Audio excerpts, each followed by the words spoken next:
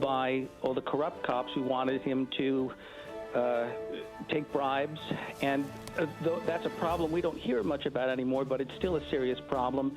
How cops used to walk around and drop knives and guns at the scene just so that they could blame the victim.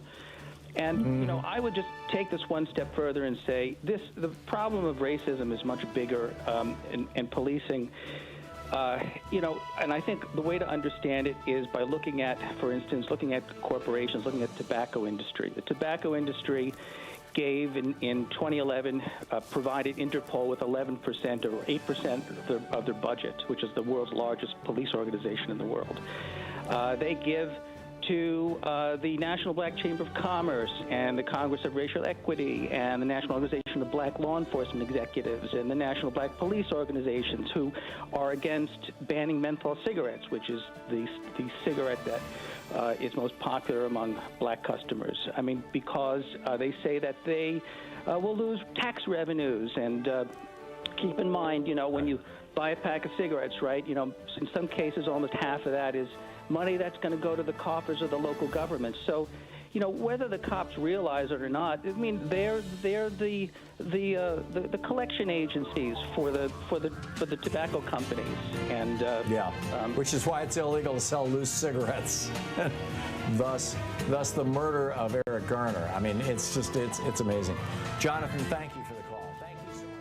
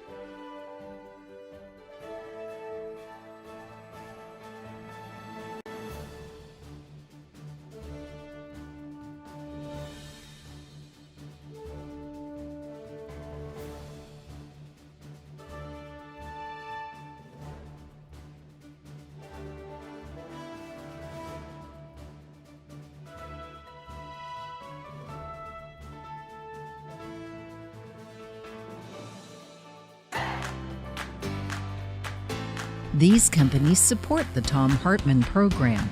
They are HelloFresh, the #1 meal kit delivery service. More information at hellofresh.com, code TOM. CB Distillery for sleeping and pain relief. More info at cbdistillery.com, code TOM. Annie's Kit Clubs, creativity delivered right to your door. More info is available at annieskitclubs.com/Tom. EasyFlow, personal air filtration system. Fresh air anywhere.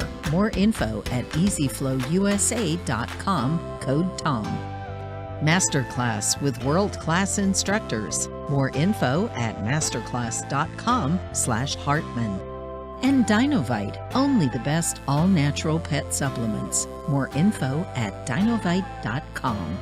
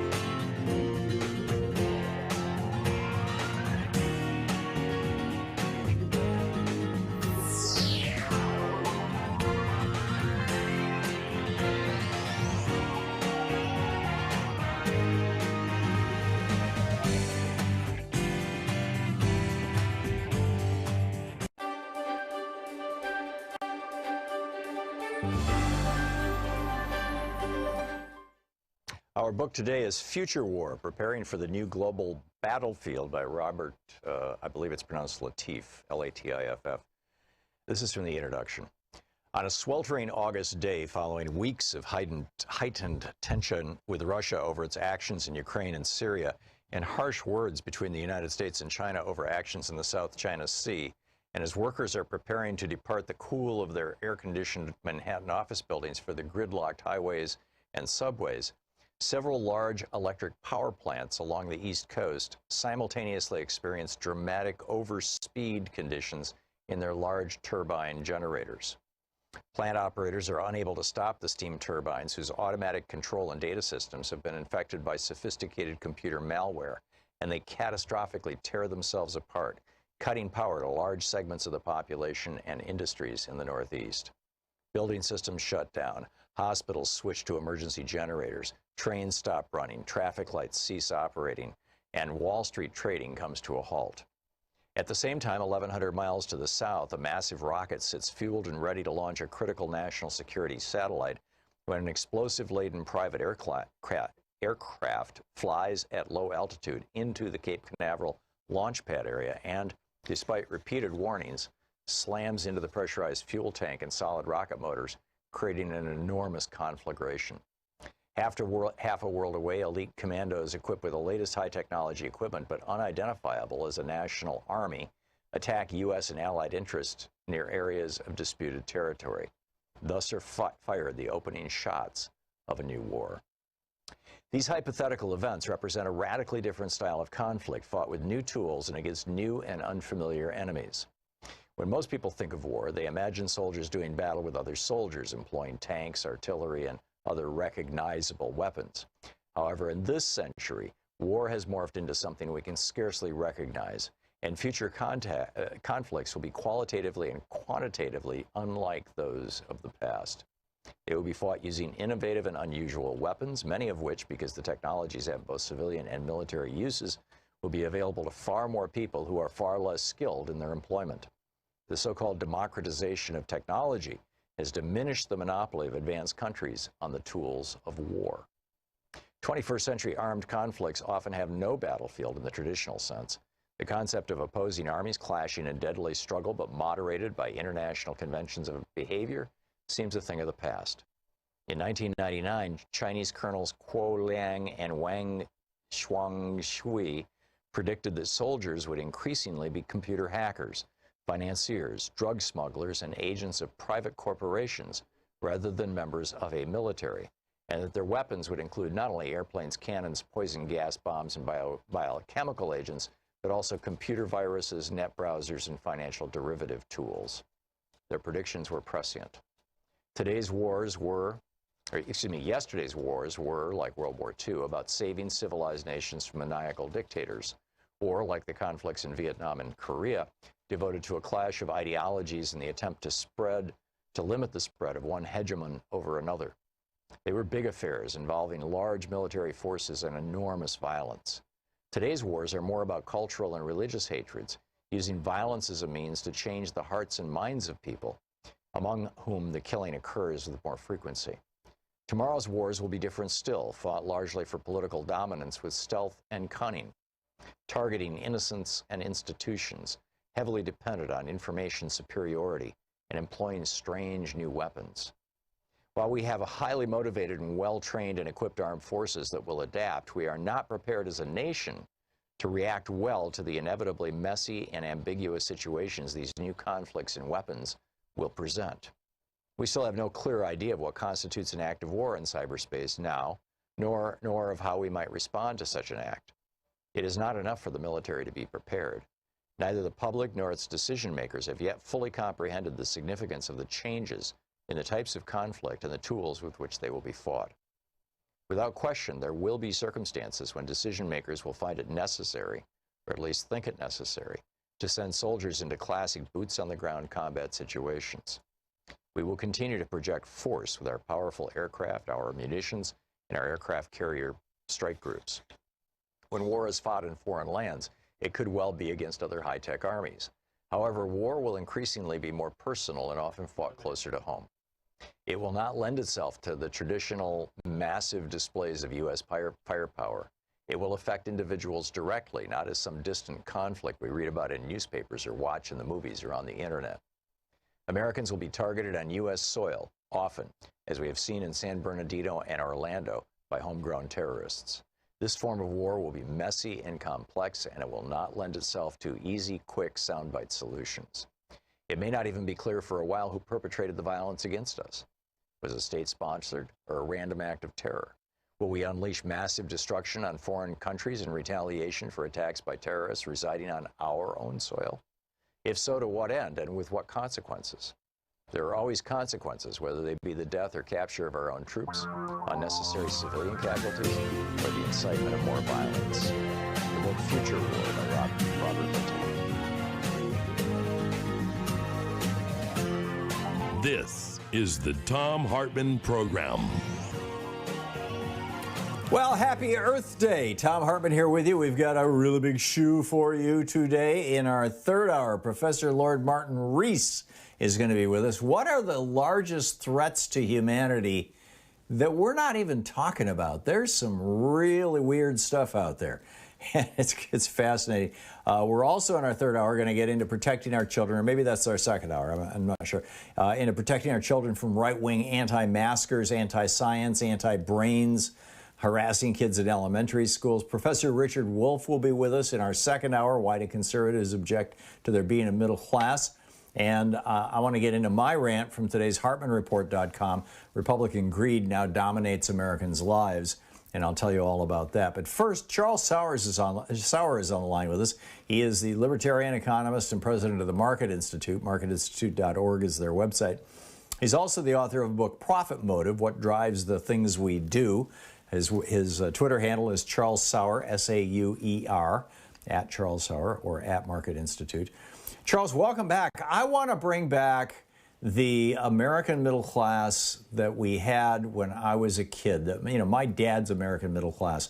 And that middle class was built in large part on a 90% top income tax bracket. So that this was back before Reagan. This was before we had a single billionaire in the United States. But what we did have was the fastest growth in middle class and even poor people. The income of the bottom 40% was growing faster than the top 5%. I want to bring that back. I want to bring it back with a top 90% tax bracket. Obviously, most people it wouldn't even affect. You'd have to make at least a few $1 million a year before you'd even be looking at the possibility of getting into that tax bracket. but it seems like a reasonable thing to me. What say you? I'm disappointed in you, Tom. That's what says me. I'm disappointed that you don't just propose a 100% tax rate. Look, if we're going to play with magic numbers, you may as well just put it up to 100% and call it a day. Look, the fact is we did have a 90% tax rate, but if you look at the tax revenue, and it wasn't magic. That's been generated. It didn't work. The same tax revenue as what has been generated from 1940 up until now. It goes back and forth between about 20% and 15% of GDP is what we collect in tax revenues. All that we did is we've knocked down the tax rate is take out the exemptions so that rich people can't deduct their dinners out or their memberships to the clubs, to a country club. And so as we've taken those out, then money becomes more efficient. And so that's where we see that, now we have multiple TVs in each household. We have multiple color TVs. I bet you didn't have that when you grew up. But now our middle class looks different. Our middle class looks like a successful person. Charles, there was a time when we didn't have light bulbs. And number one, and number two, tax revenues, tax collections have run 17 to 20% of GDP, forever. But the simple fact of the matter is that when my dad was a kid, when my dad was young in the 1950s and 1960s, not a kid, but when I was a little kid, when he was in his 30s, 1/3 of the federal budget was paid for with corporate taxes. It's now 6%. Wealthy people were paying much higher tax rates. You had the president of Chrysler. I remember Lee Iacocca famously taking $1 for a year as he was turning the company around. And I believe it was William Safire pointed out, well, he only normally takes $1 million because if he takes any more than that, he would throw himself into the 90% tax bracket anyway. So this isn't that huge a sacrifice. What we've seen is that Reagan raised taxes on average working people 11 times. He cut taxes on the wealthy 18 times. We now pay, because of Reagan, average working people now pay income taxes on Social Security money. They now pay income taxes on Social Security disability. They now pay income taxes on unemployment benefits. They now pay taxes on tip income, which used to be taxable, but there was no mechanism to actually collect it. Reagan put that into place. The middle class is, yes, we're collecting 17% of GDP for taxes, but more of it is being paid by the middle class and less of it is being paid by the rich, which is why you've got, over 1,000 billionaires in the United States. That's just not true. If you look at the tax rates, you're actually correct. But the tax rates has never been who was paying taxes. That's not been who's paying taxes. And that's where I'm right when we look at the revenue by GDP, because that is what is important here and what we should focus on, because the actual effective tax rate for somebody in the hang on just a second, Charles. Is lower today I'll give you that then. revenue as a percentage of GDP is going to have an impact on, whether government can function, whether it can pay its bills and things like that. Sure, that's an important number to look at. But what I'm talking about is the use of tax to alter behavior. Taxes do two things. Taxes, number one, pay for government. Taxes, number two, alter the behavior of the people who pay the taxes. And that's why we have tax laws that encourage behaviors that we want. For example, we give a tax break for research and development because we want companies to be innovative. And so what we have done now is we have radically cut back on the taxes on very wealthy people, which used to discourage them from hiding all their money in money bins and offshore places and encourage them to pay their workers better and put more money back into their companies. And instead, what are you talking about? That's the exact opposite. That's the elasticity of this meant that they were hiding the money. They had the company cars. They had the country club memberships. They had free food. They had anything they wanted because they were still going to get paid the same amount. That's just nibbling around the edges, what Charles. The rate was. That's just nibbling around the edges. That's real money. Are you telling me that if you look at the elasticity of demand for this labor group, It's not going to change. When you increase the taxes, they still demand the same amount of money. They're going to get it one way or the other, whether it's in deferred payments by having stock in the companies, whether it's by fringe benefits. They're going to get their money one way or the other. Then why weren't they getting their money one way or another from the 30s until the 80s? Why was it that during that period of time, the middle class was growing in both income and wealth, and poor people were growing in both income and wealth faster than were the top 5%? That was purely a function of tax policy. Was incentivizing poor spending.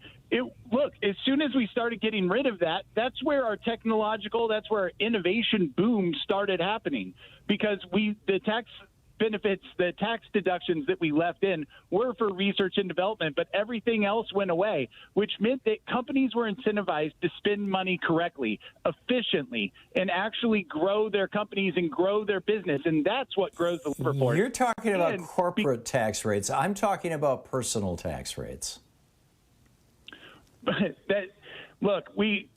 These end up all going into the same group. We've talked about corporate tax rates. The money ends up in the same place, but corporations and individuals are incentivized in different ways by different levels of taxation and in different categories. I like that you admit that, because as you increase the corporate tax rate, you incentivize companies to move away. That's what ends up hurting labor. Not if you make it illegal. Middle class, then you increase the corporate tax rate, because it wasn't until Reagan brought back the GATT, and negotiated NAFTA that corporations could move their companies overseas. We were operating under the Buy America Act, FDR's Buy America Act, until Reagan came along and started issuing waivers.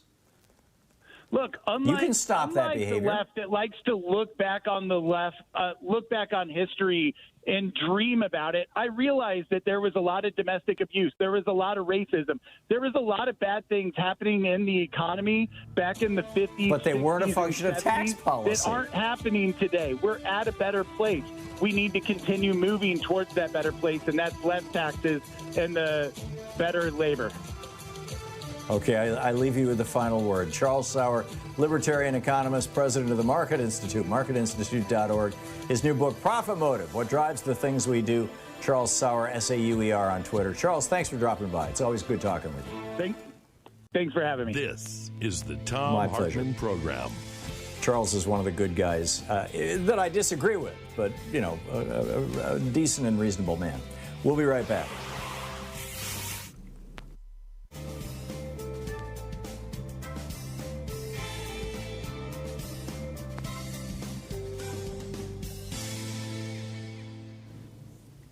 And welcome back. Keno in Lakeland, Florida. Hey, Keno, how's the Moose Herder Democrats going? Well, happy Earth Day, Tom. Thank you, I'm a newly minted member of the Green Party now. After 50 years as a Republican, I joined the Green Party, and I want to ask a request of you.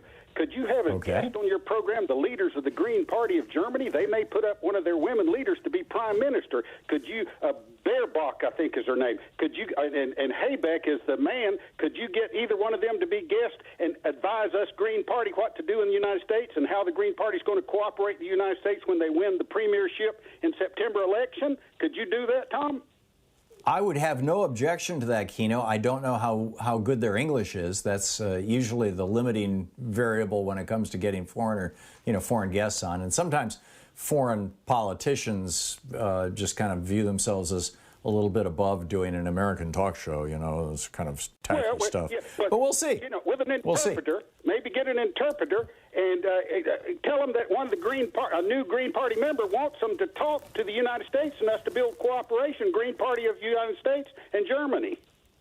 Well, here's the problem, Keno. In Germany has a parliamentary system. So the Green Party is one of about, I think, 8 or 9 major political parties in Germany right now, and they have considerable influence. I mean, when Petra Kelly started the Green Party back in, I think it was either 56 or 65, it became a major force fairly quickly because it could participate in German politics. Here in the United States, if you're a member of the Green Party and you're getting people to vote for the Green Party, Keno, you're helping the Republicans that you just left. Why not take the values of the Green Party and inculcate those values into the Democratic Party and work to get Democrats elected? Okay. Okay, well, I would serious wish, question. You know, that I would like to orient the Republican Party to pull out some members that are interested in the environment, maybe, to come and join the Green Party. Yeah, well, okay, you know, I get that, you know, because Republicans want somebody to vote for anything other than the Democratic Party. But we have first past the post winner-take-all elections in the United States. We're one of only 7 countries in the world that does that. And as a consequence of that, we have a two-party system. We're stuck with it. So anytime anybody votes for the Green Party, you know, they're taking votes away from Democrats. If they vote for the Libertarian Party, they're taking votes away from Republicans. That's why my preference is I'm not, you know, I think the Democratic Party is nowhere near as progressive as I want them to be or as environmental as I want them to be. And so I'm working inside the Democratic Party to try to make that happen.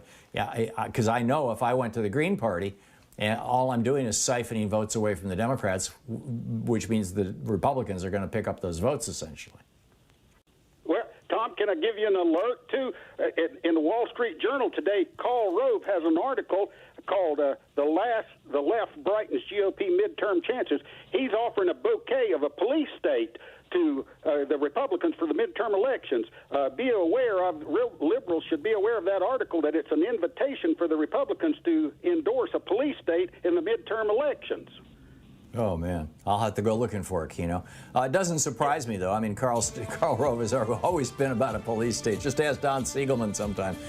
Keno, great to hear from you. Thank you very much for the call. I wish you well. You know, keep tilting at those windmills. You know, every now and then you'll get one.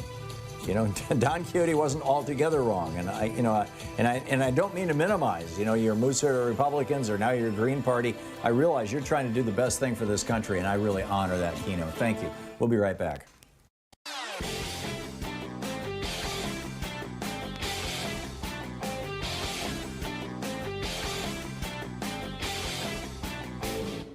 Missed my opening rant today? It's usually published over at HartmannReport.com, where you can read it and share it with your friends for free. Check it out, HartmannReport.com. So back in the day, and I mean back in the 1780s, literally, when the Constitutional Convention was happening in Philadelphia in the summer of 1787, there was this debate about the quality of the vote.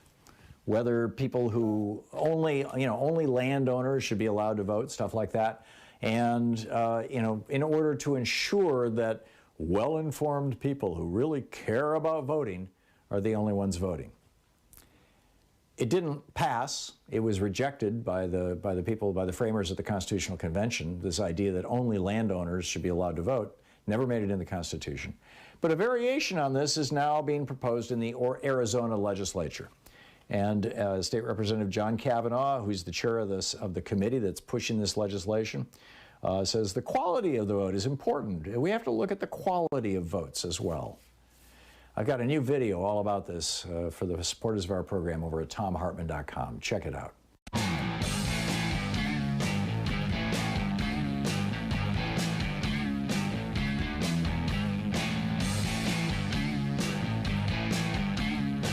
And welcome back. Thom Hartmann here with you. And I just wanted to share my rant for the day with you. I posted this over at HartmannReport.com this morning, as I do every morning. Louise and I start brainstorming these in our afternoon walk every day. And then I come home, and typically between 4 and 5 or so, I put these things together, and then we fine-tune them through the evening, and then first thing in the morning, and she finds a picture, and boom, we put it up at Hartmann Report. But it's also my main thought for the day, and I want to just share this with you just straight out, and let you tell me what you think I've missed here, or if you think I'm getting anything wrong. And this is kind of a natural follow-on to what Charles Sauer was going off on. And that is that Republicans agree. Why can't Americans have nice things, right? You ask that question. Why is it that Canada has a national health care system, France has a national health care system, Germany has why can't Americans have nice things? In Denmark, they pay you $400 a month to go to college. Why can't Americans have nice things? In most developed countries, you don't see homeless people all over the place. In fact, you don't see homeless people largely at all in many places. Why can't America have nice things? Why is it that we don't even have, decent sick pay? Why is it that in other countries you work 30 or 40 years at the most and you can retire with a good pension? You got a union helping support you for the rest of your life. Why is it America can't have good things? Well, it boils down to one thing: Republican greed. And it's not about ideology. Republicans, you know, they used to pretend that it was. They used to say that Social Security and Medicare were going to turn America into a communist country, and that's why they were opposed to them. Turns out that they're actually opposed to them because they're paid for with tax dollars, and they don't want their taxes to go up. It's not about racism, although it often appears that way. Racism is just one of their tools. The reasons Republicans work so hard to keep black and brown people down is because they subscribe to this weird economic theory that if they can keep the underclass doing most of the work, and this is just the logical extension of slavery, by the way, if they can keep the underclass doing most of the hard work, then they can keep most of the money. In fact, we're going to talk to Richard Wolff about that in the next hour. And by the way, if their use of racist language and Confederate iconography brings in a few more low IQ white voters, that's just icing on the cake. They can use those racist yahoos to get themselves reelected so that the giant corporations can stuff more money in their super PACs that they can use to retire with, you know, like John Boehner and those guys. It's not about charity. They say, housing and health care should be taken care of through charity. What they're really saying is they just don't want to pay their fair share of taxes to maintain a decent and healthy society. It's not about Christianity, although they're constantly invoking Jesus to push for everything from giving women who have abortions the death penalty to providing bigots with a legal right to discriminate against gay and trans people. Jesus never said one word about abortion, and he was outspoken in decrying bigotry. But, you know, these guys regularly ignore the Sermon on the Mount in Matthew 25, and they protect the multimillionaire evangelist tax-free status. In exchange for that, the multimillionaire televangelists and evangelists preach politics from the pulpit. It's not about saving American lives from the Pentagon, or from the pandemic, excuse me. Trump used the Defense Production Act to do one thing and one thing only: put black and brown people back to work in meatpacking plants. He doesn't give a rat's ass about Americans. As long as the factories are humming and the stock market's rising, a few 100,000 dead Americans, that's just collateral damage. It's not about conservatism. I know they like to use that word, but it's not about slowly or cautiously improving America or anything else other than the balance in their own checking accounts. And they like to use the word conservative, but they've rendered it meaningless other than, in many cases, as code for racist. It's not about making the world a better place. They deny climate change. They deregulate industries that poison our air and water. They do everything they can to screw working people out of unions, good wages, decent benefits. They're totally down with pesticides that are killing our pollinators, and while they're poisoning our atmosphere with their carbon emissions, all just to make a buck. It's all about greed. It's not about having a better educated electorate or workforce or populace. They've spent decades trying to destroy what in the 1960s, we had the best public education system in the world. No more. Reagan got a hold of it. And now we've got $2 trillion worth of student debt, and, which is sure profitable for Republican banksters. It's not about culture. You know, they do this good old boy NASCAR Duck Dynasty thing to bring in the rubes. But there's no way Donald Trump would ever invite any of those people to one of his golf courses, or that Ted Cruz would want to take one on vacation to Cancun. It's not about gun violence. As long as their investments in the weapons manufacturers are profitable and the gun violence is limited to the middle class and poor people, they don't give a rat's ass about gun safety. It's not about immigrants taking jobs from working class Americans. They stopped enforcing the laws against employers hiring people. And when the spotlight gets shined on them, they're more than happy to put brown people in jail. It's not about putting America first. Reagan and Bush brought us GATT and NAFTA, which have shifted over 5 million jobs overseas. At the end of the day, the single animating force in the Republican Party is greed.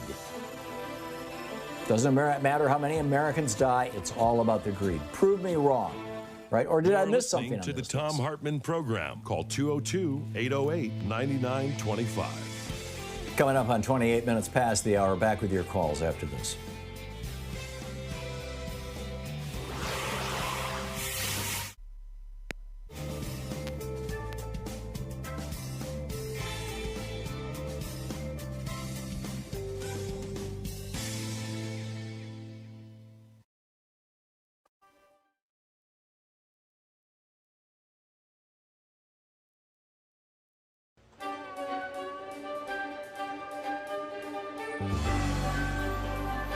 Our book today in the Thom Hartmann Book Club is Beyond the Valley by Ramesh Srinivasan.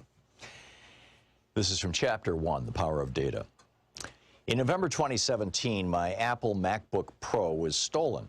It happened on the island of Ibiza, where I was visiting my friend, a documentary filmmaker.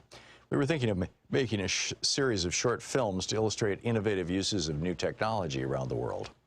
We sat together writing down examples of technological innovation, subversion, and creativity we'd already witnessed. We discussed themes I explore in this book, such as surveillance, the gig economy, and the future of work, artificial intelligence, and cryptocurrencies. After uploading our ideas to Google's cloud-based storage platform, Google Drive, we took a short break, locking our laptops in the trunk of our rented car. When we returned, both laptops were gone. Although upset, I was also relieved. I'd be able to recover most of my data because almost all of it was in the cloud. That was what I signed on to when I stored my files with Google as well as with Apple, Microsoft, and Dropbox. But in the bargain, I'd allowed them to profit from my data. It dawned on me, given the terms of service I'd agreed to, that the value of the data of my data to the storage companies was far greater than the value of my laptop to the thief. How many of us are fully aware that companies providing us with cloud storage have ways to monetize our data? They use targeted advertising, for instance, and charge fees once we get hooked on the security and peace of mind that their free services offer. We put faith in these companies to store our files securely, but our private information may no longer remain private if, let's say, the government asks to search through our data. It's also not private because all this data is surveilled, computed, and often manipulated in mysterious ways to influence and shape our behaviors as these corporations see fit. By creating accounts with these companies, we give them access to ourselves. So when we consent to privacy policies, in reality, we're signing on to systems of surveillance never before seen in human history, and we do so without being included or consulted. By desiring to keep our data accessible and recoverable, we lock ourselves into using their services. As I thought about getting my files back in Ibiza, I wondered, does access to my own property have to come with such strings attached? In my relationship to Apple, I find the strings impossible to untie. By purchasing an Apple laptop, I had unwittingly transformed from a customer into a part of the company's product line. I had provided Apple with private data and trusted Apple to protect it. Now, to retrieve that data, I had to purchase a new laptop with Apple-owned peripherals and devices. So I caught the next flight to Madrid. I then took the train to the city's Apple store located in Puerto del Sol. In many ways, this central plaza still serves in its centuries-old role as a landmark and gathering place for the entire Spanish nation, a point from which numerous roads emanate. With its distinctive aesthetic and its strategic placement in a civic space, the Apple Store stood out among the adjacent parliamentary and government buildings as if the global brand were more powerful than Spain itself. The day I was there, more people entered and left the Apple Store than passed through the doors of my neighboring building. In 2017, Apple, a private corporation worth more than $1 trillion, actually began to conceptualize its retail stores as town squares, thereby branding itself an integral part of our everyday lives. Other big technology corporations describe themselves in similar terms. Facebook CEO and founder Mark Zuckerberg, for instance, refers to the company as a social infrastructure for the global community. So what we have in the digital world are privately owned public spheres. They're branded as public, civic, and virtuous, but in reality are dominated by a single logic, extending profitability and economic value. How can these companies' interests be the same as the public interest? Like many other large corporations, Apple is shareholder-owned and therefore primarily accountable to its investors and executives, rather than to its employees, customers, or the general public. I had not begun to unpack the meaning of all this until I realized how monumental the Puerto del Sol Apple Store actually was, as an icon and a structure. As I walked into the store, an Apple employee invited me to purchase a new machine, log on to my iCloud account, and retrieve from Apple Cloud Storage the data that I lost from my stolen laptop. These transactions, completed in less than an hour, were simple and efficient. My data was extraterritorial, easily retrievable in Spain, and likely would be in most other countries. Purchasing a new laptop and getting my data back supported Apple's economic model. National borders were no threat or hindrance. The same was true with retrieving data I had stored on other corporate cloud servers managed by Google and Dropbox. In technology circles, this saying has made the rounds. If you're not the customer, then you're the product. Many of today's technologies come to us for free, but in return, our personal lives come for free to these technologies. But they are accessible for the company's profit and gain. Yes, when we search Google, we look for information, but do we realize that Google is also searching us? Users, and it goes on from there. So the book is Beyond the Valley by Ramesh Srinivasan.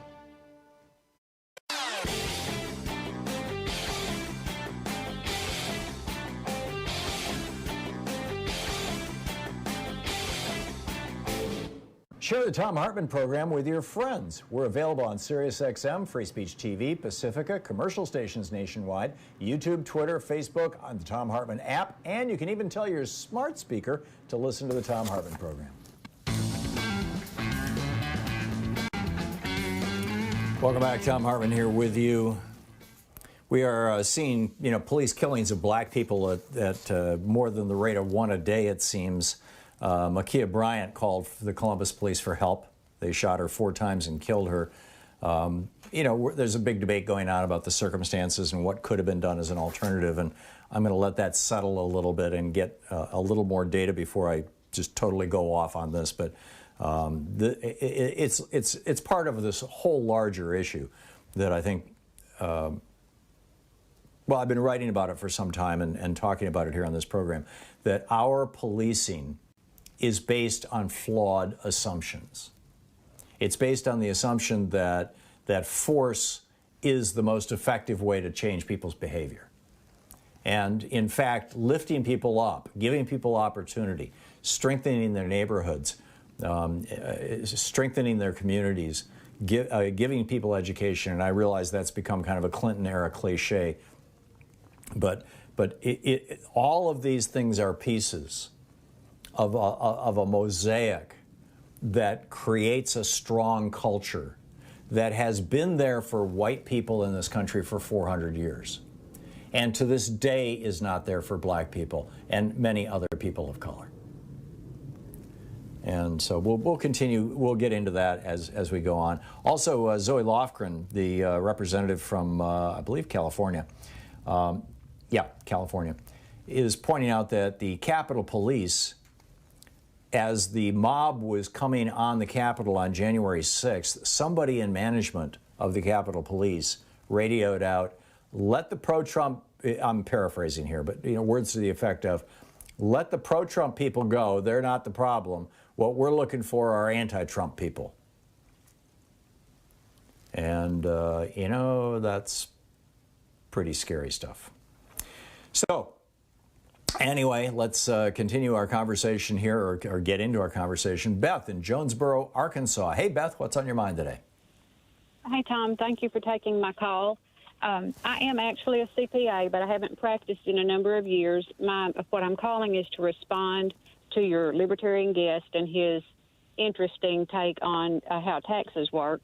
Currently, I do not work as a CPA. I have some rental property. I have a very low income. My adjusted gross income for last year was like $25,000. My boyfriend, who is a long-term boyfriend, owns a very successful company, and he produced about $30 million in profit in his business. His sales were much higher in profit. I personally paid more taxes for 2020 than he did for 2020. He has been my boyfriend for over 7 years. He has never paid a dime of taxes to the federal government. He does pay some to Arkansas because depreciation laws are different. But it is so, and he's doing all this legally. The libertarian guest is wrong. Yes, it's all legal. It's all legal. Yeah. And this is my point. Wrong. Yeah, it used to be that the taxes that average working people paid, we all paid taxes, but it was a relatively small part of our income, and it was a it was a large chunk of the federal budget because there were so many people who were working and paying taxes. But But really, you know, the people who were getting bit by the tax man, as it were the people who were trying to extract $2, $3, $4, $5 million bucks a year, you know, in today's dollars, you know, out of their income. And your boyfriend making $30 million last year and paying nothing in taxes, and you making $25,000 last year and paying more in taxes than him. I'm guessing that's a story that gets repeated. I mean, you know, Warren Buffett famously said that about 15 years ago. You know, he pointed out that his secretary pays more in taxes than he does. And he was at that time, he was the second richest man in America. So spot on. It's just a big mess. And thank you for bringing this up and letting that man say that so we could say he was wrong. So. Okay. Well, I think it's a discussion we need to have. And you know, there's this huge debate right now. I mean, you know, Trump lowered the corporate tax rate down to 21%. It's been 35% for decades. You know, it used to be 50%, you know, back before Reagan. And Reagan dropped it down to 35%. It's been 35% up until the last couple of years, and then Trump dropped it down to 21%. Joe Manchin is saying he'll take it up to 25%, but Joe Biden is saying let's take it up to 28%. I'm saying let's take it back to 50%, and let's take the individual tax rate back to 90%. Now, that doesn't mean that every business pays 50% taxes or that every individual pays 90% taxes. On your $25,000 a year, you're not going to see any increase in your taxes. These are, you know, we have tax brackets. You know that as a CPA. And, you know, it's only going to affect wealthy people. But, hey, it's time for them to start paying for all of the infrastructure that they're using. It's just crazy. Beth, I got to move along, but thank you for the call. It's great to hear from you. Bill in Glen Ellen, Illinois. Hey, Bill, what's up? Hey, Tom, how are you? Great. What's on your mind? I am a retired third-generation union electrician out of the Chicagoland area. Mm-hmm. And I wanted to talk a little bit about what your guest had to say about the middle class. The middle class is dwindling. It's going away. And I believe that was Reagan's plan all along. Oh, union absolutely. Membership has gone from 50 to 60% down to about 17% today. Well, it depends on where you are. The national average was right around 34% when Reagan came into office, and in the private workforce, it's now at 6%. Overall, I think it's between 11 and 13%, but that includes a lot of government employees. But back to you, Bill. Yeah. I mean, it might be much higher in Chicago, because Chicago's always been Chicagoland, that area anyway, has always been a heavy union place. And thank God for that. Growing up, we had, just on our block, we had tin knockers, we had carpenters, we had tool and die makers. You know, everybody was able to get a new car every 4 or 5 years. Same here. People were able to take vacations every year. That's all gone. Same here. Yep. You know, the pensions. Revolution is long gone. Well, the Industrial Revolution is still going, out. but the middle class is long gone because of changes that Reagan made in the tax policy. I mean, the industry has changed what they're making. I mean, right now there's this huge shortage of chips that's actually slowing down the production of cars. Why is that? Well, because when Reagan, revived the General Agreement on Tariffs and Trade, which led to the World Trade Organization, and when Reagan and Bush negotiated NAFTA and then Bill Clinton signed it, that meant that most of our chip manufacturing went to China. And China is not sharing those chips with us right now. So we can't, GM is having to slow down their assembly lines because they can't build cars. It's crazy. I mean, it's just crazy what has been done to us in the name of gutting the middle class. And there was actually, Bill, a rationale for this. I've talked about this before, but it deserves repeating because, people typically tune in for 15, 20 minutes when they're in the car. They don't hear the whole show, so I'll just do it very, very quickly. Back in 1951, there was this guy, Russell Kirk. He published a book called The Conservative Mind. It became the Bible of the conservative movement. It was the thing that lit Barry Goldwater and William F. Buckley on fire. And in that book, Russell Kirk predicted that at that point in time, in 1951, the American middle class was growing faster than any middle class had ever grown in the history of the world, and they were growing faster than the rich people were growing in terms of wealth and income.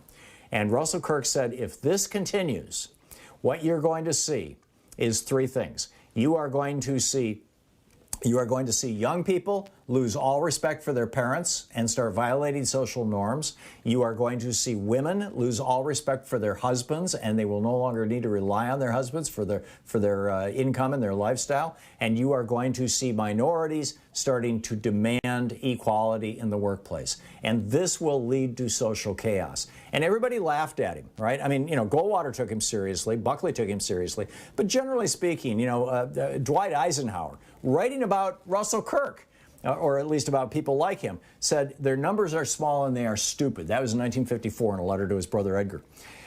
But then came the 60s. And in 61, the birth control was legalized. By 64, you had a women's movement, and, bra burning had become a thing. By 66, you had the Vietnam War, and young people were burning draft cards became a thing. You had the civil rights movement that was growing throughout the 60s, particularly, with the passage of the Civil Rights Act and the Voting Rights Act. And cities were burning in response, in every single case, in response to police violence. And at that point, Republicans looked back at Russell Kirk's book and said, holy crap, this guy was right. Those three areas that he predicted are absolutely right. And so what we've got to do is we've got to gut the middle class. We've got to make it expensive to go to college so these students will no longer protest at college. They'll be too afraid of losing their education. We've got to cut the income of the middle class so that these folks will not feel like they can stand up to their employers and go on strike and things like that. And we've got to dial back on women's rights. And they have been doing this and taking out unions was a big part of it. So, they thought they were doing something good, that they were going to return stability to America. They were going to take us back to Beaver Cleaverland.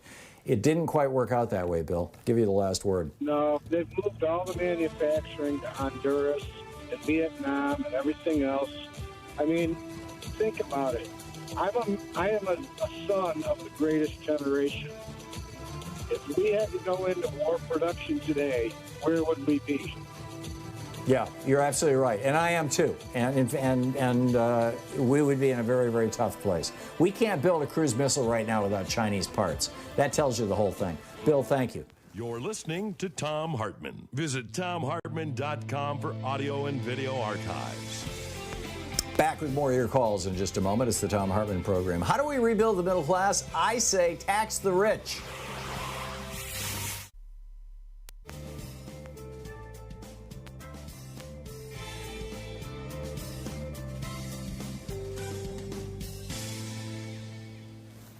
And welcome back. Teresa in Bellevue, Washington. Oops, got to push the right button there. Teresa in Bellevue, Washington. Hey, Teresa, what's up? Hi, Tom. Good morning. Good morning. I was going to talk to you a little bit about the libertarianism. That ideology is just so difficult because it's so illogical. But one thing I say when people start talking about how taxes, their idea that taxes are kind of immoral and what's the word, anyway, they confiscated immorally. Punitive, yes. Yeah, exactly. What I like to say is, I give them that argument. I say, okay, just for argument's sake, let's say it's unfair. I mean, they feel they earned it, their sweat of their brow, and, I can kind of see that. I don't agree, but I can kind of see that. So I say, okay, let's give you that. Let's say it's unfair. But I say, lots of times it's not a we don't get to pick between fair and unfair. Sometimes we get to pick between fair and more unfair. Yes. Got a little well cold. Said. Yeah, and so what I like to say is, okay, I'll give it to you. It's unfair. But what's more unfair is living in either an oligarchy or losing our democracy, because unless we have taxes, we don't have democracy. And, right. Or we have this heavy concentration of wealth, and we have oligarchy. So, you don't get to pick. I mean, you got to pick one. How do you want to live? Do you want to give up some of your money, or do you want to live under like a Vladimir Putin or a Saddam Hussein, or, sometimes those are our choices. And so I think that's a way to argue with a lot of these people that, look at the alternative to what you're suggesting. Yeah, that's a great suggestion, Teresa. There's another alternative, too, that that sometimes will stop them in their tracks, and that is say, okay, fine, let's do away with all taxes. Let's go to fees. So you want to be able to drink clean water coming out of your tap? We're going to charge you $1 for every glass of water because somebody's got to pay to clean that water. You want the air to be clean? Every time you take a breath, we're going to charge you a breath fee. You want to drive on a public road? Every mile that you drive on that road is going to cost you $1. You're going to have to hit a toll booth every mile and pay for it. You want to have a fire department protect your house? Then every month you're going to have to go down to the fire department and you're going to have to give them a small contribution. Like that. I mean, it's an imperfect. I'm doing this on the fly off the top of my head here, but the bottom line is taxes pay for all this stuff that we think is free. It's not, and it's the stuff that holds society together. It's the glue that makes it possible. It's the soil that American business is rooted in. It is the foundation of the American middle class. That's what taxes pay for. And so if you start throwing it back at them and saying, okay, well, let's just charge fees for all these things, I think at a certain point their brain will just go tilt and they'll get it. Does that make sense? Yep. Yep, exactly. And just as on the roads thing, we were looking at a piece of property up here, and it had to have a road punched into it. And it was not that far, Tom. It was, I can't remember the exact footage, but to do the road would have cost $40,000. And, if people understood how much all this stuff costs, Yep. Yeah, it's huge. Yeah, we went through that when we lived in Vermont, and we bought some land, and it was like, it was $20-some-odd thousand just to bring electricity in. I mean, it was like, whoa! And this is on an old logging road. Teresa, thanks a lot for the call. I'm with you. Excellent. Very well said. We'll be right back, coming up on 10 minutes before the hour.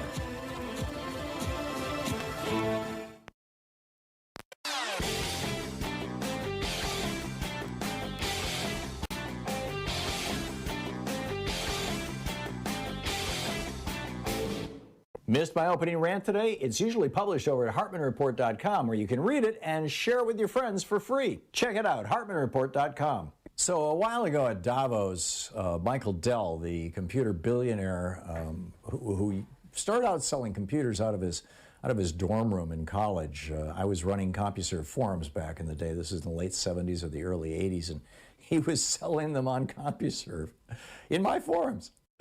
And, now he's worth billions. And somebody asked him, Alexandria Ocasio-Cortez is proposing a 70% tax bracket for people who make the kind of money you make. What do you think of that? And his response was, a 70% tax rate? Name a country where that ever worked. Ever. And it turns out there is such a country, and apparently Michael Dell didn't know this. I think a lot of Americans don't know this, that there was a country that had its greatest period of prosperity in its entire history, with a top tax rate that was above 70%. In fact, it hit 90% for more than half the time. And that was the United States of America. It's a new video over at ThomHartmann.com.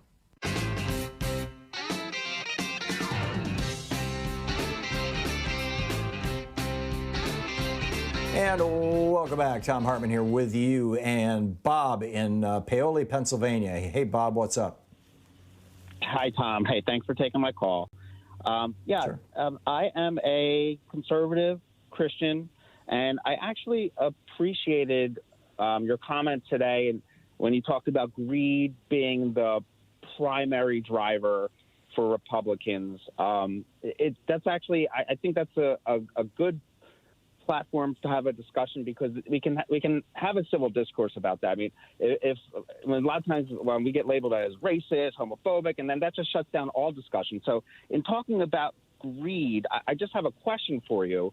If you Google who donates more to charity, Republicans or Democrats, every single article, even from all sources of the media, say that Republicans donate more to charity. So how does that jive with greed being a primary motivator for Republicans? Yeah, that's a great question. There's a couple of principal reasons for this, and there's been some good research done on this. Number one, Republicans are more likely to go to church than are Democrats, and therefore they're tithing to their churches. That's probably the principal way that non-wealthy Republicans are making their contributions, and that are showing up on their tax returns. So simply church attendance plays a large role in that.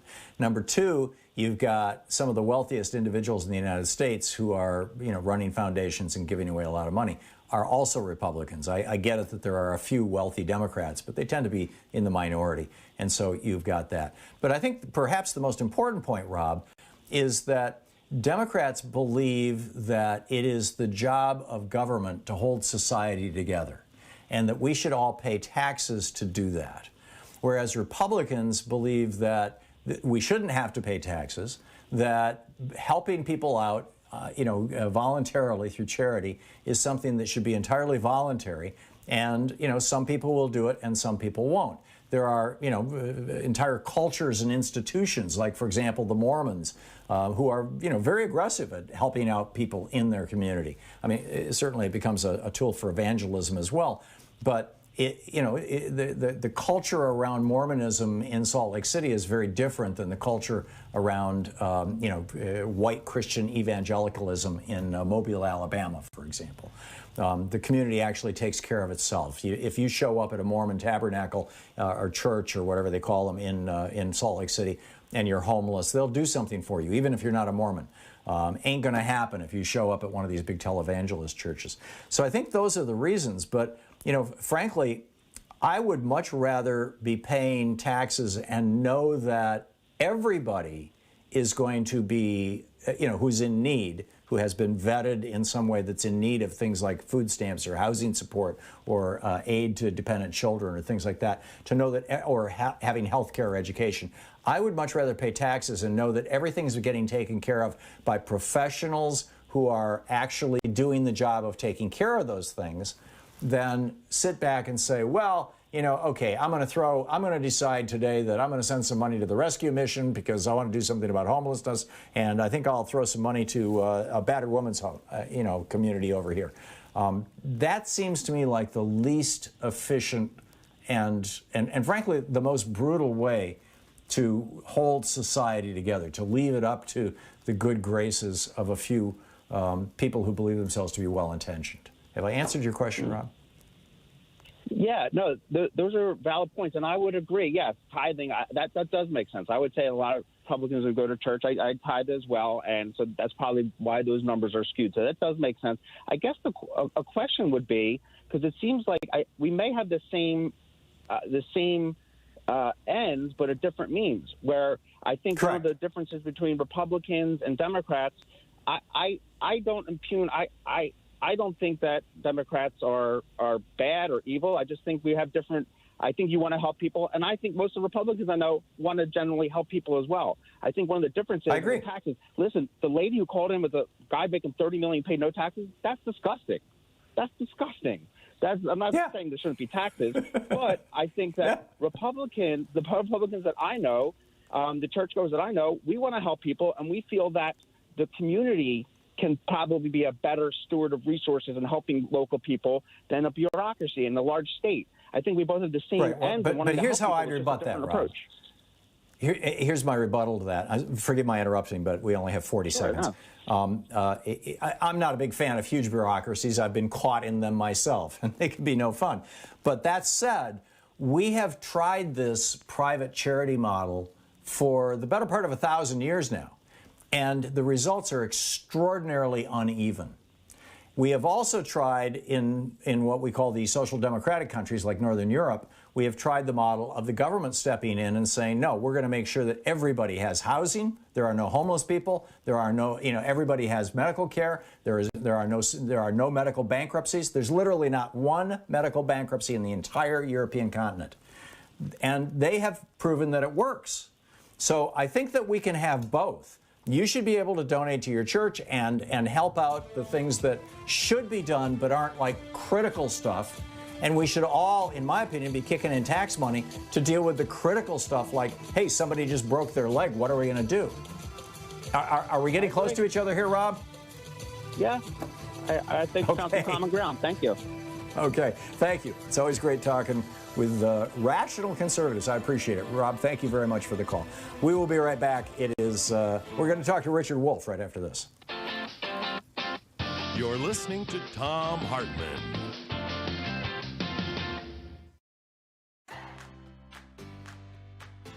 These companies support the Thom Hartmann Program.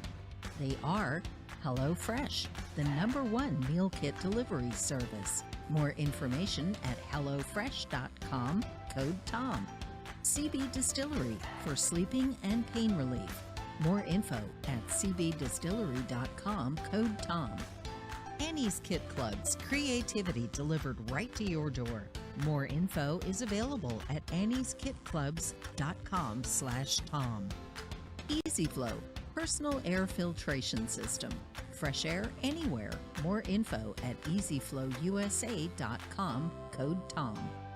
Masterclass with world-class instructors. More info at masterclass.com/Hartman.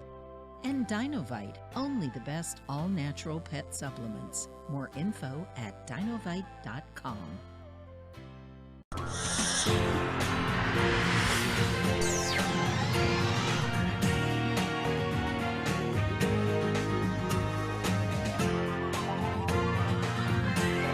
We say fight back!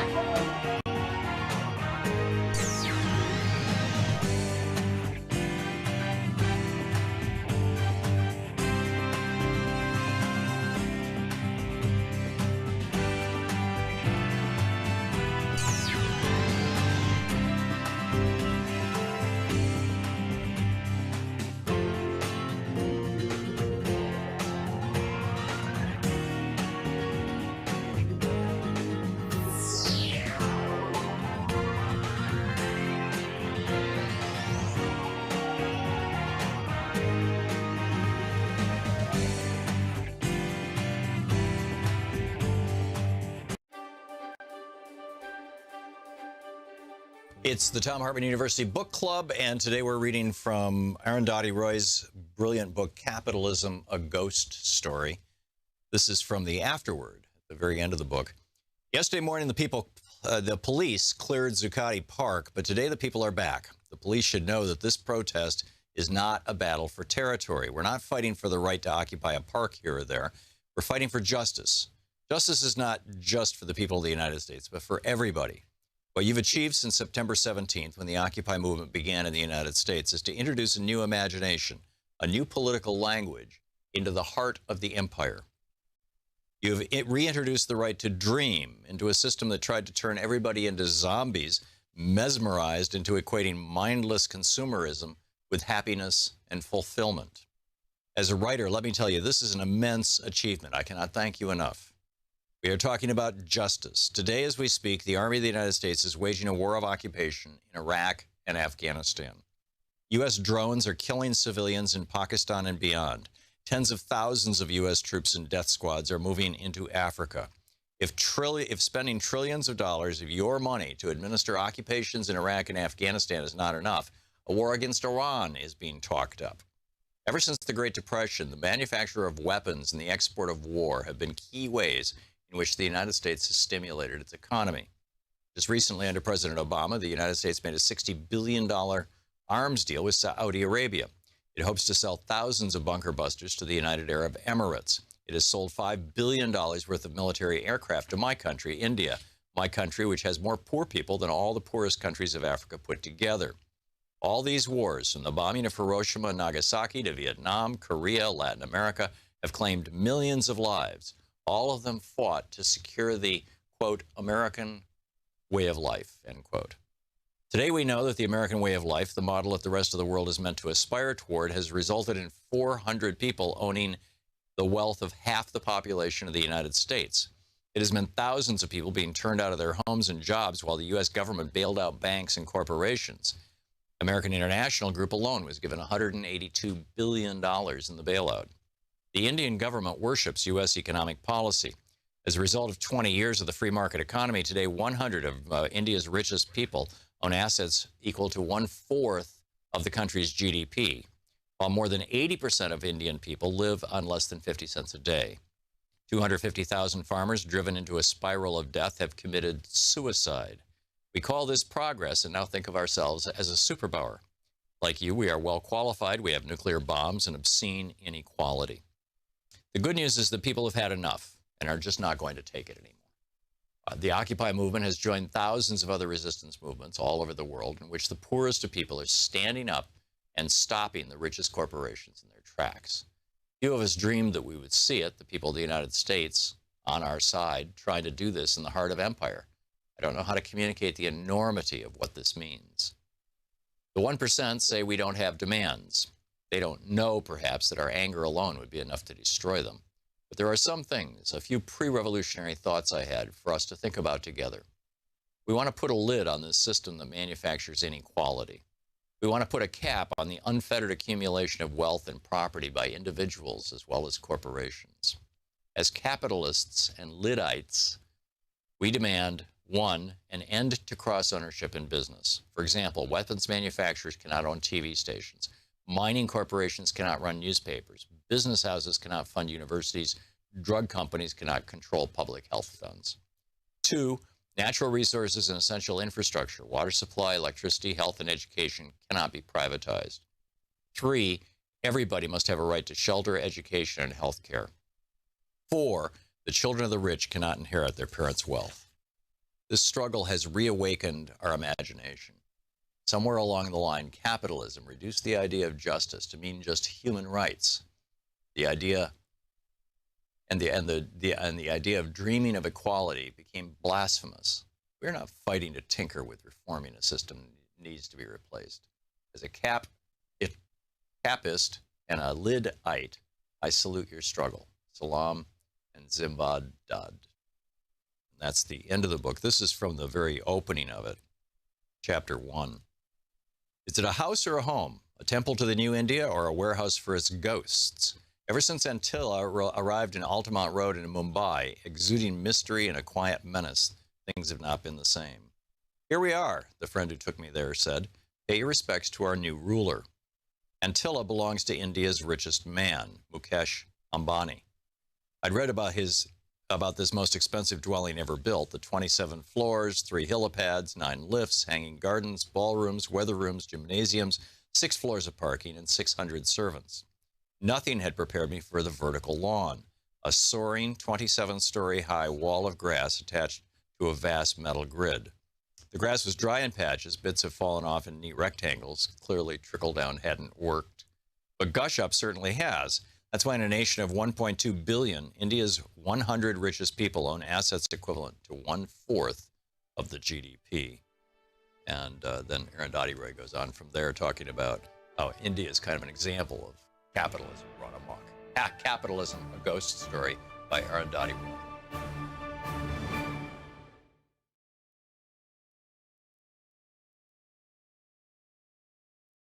Institutions contradicting its stated nature. America, the Farewell Tour by Chris Hedges.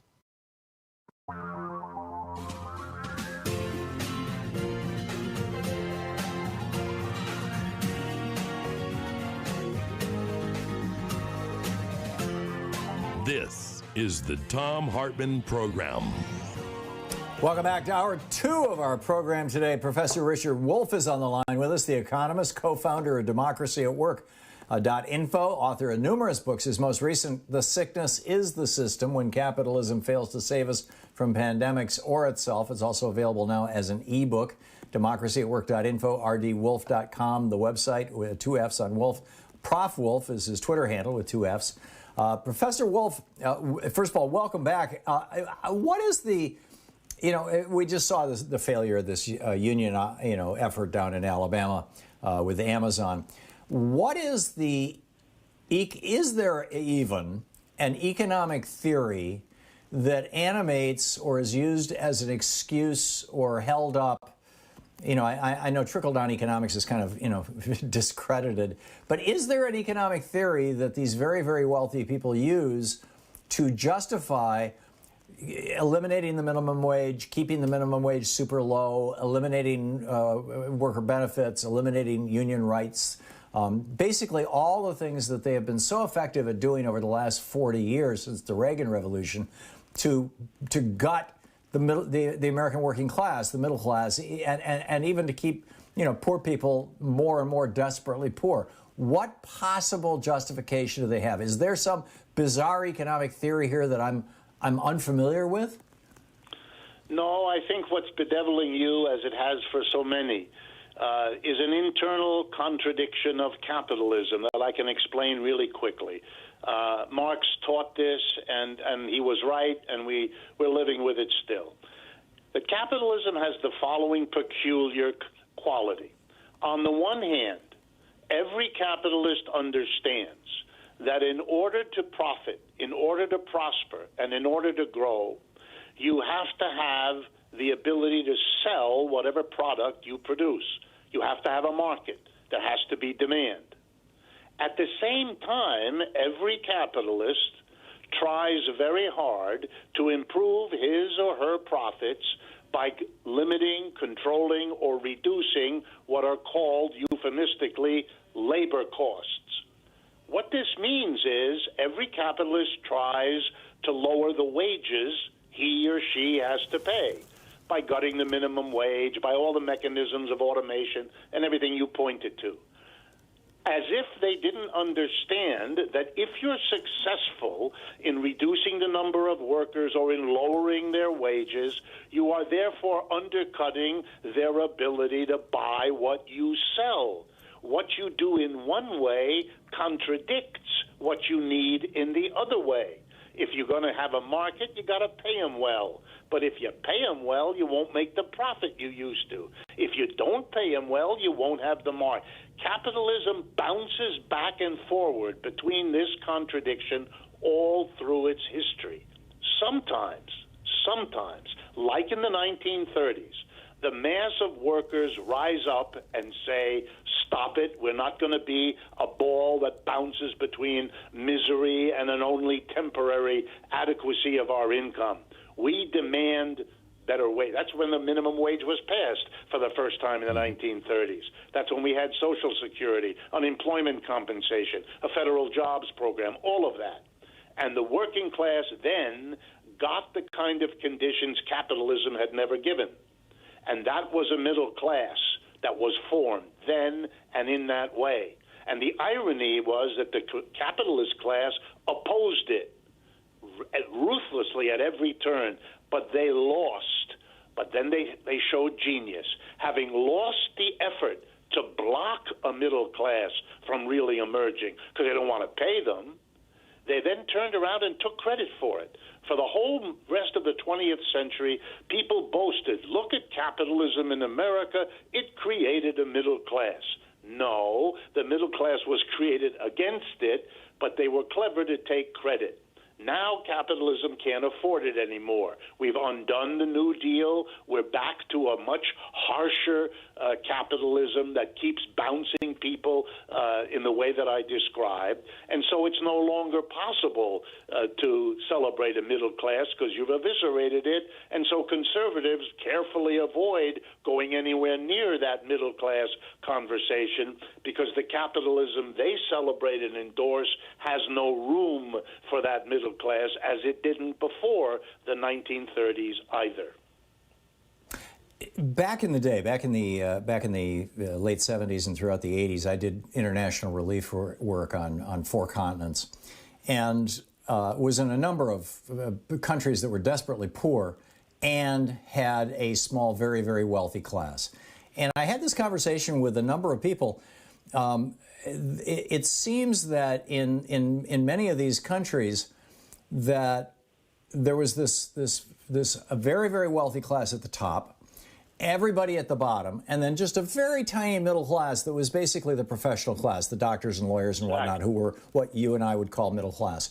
And I actually recall a relief worker who was also an economist, a guy who had given up economics and gone into relief work. And he was telling me that that's actually the norm. That, you know, if you look at like hundreds of years of European history, the middle class was the professional class that Scrooge in A Christmas Carol was middle class. He wasn't the rich. He was just a middle class guy. He was a small businessman with one employee.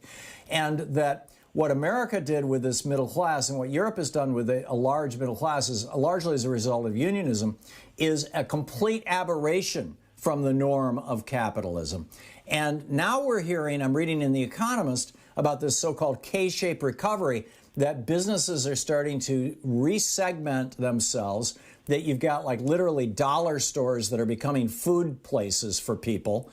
And then you've got other businesses that are saying, you know, like Apple, for example, we're not even going to bother with somebody who can't buy a phone for less than $1,000.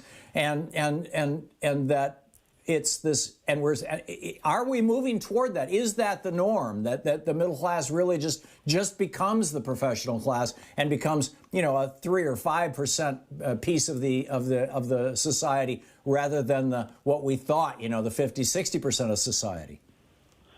I'm afraid the answer is yes, and that it's particularly painful here in the United States because corporations are more and more deciding that they don't need to pander to the mass of the American people. And as that mass becomes poorer because of automation, because of moving production out of the country, they set their sights more on where markets are still growing, which is not inside the United States, but in places like China and India. And there the middle class is also very small, but because they are enormous populations, it's the place to be if a business wants to be where the market is growing.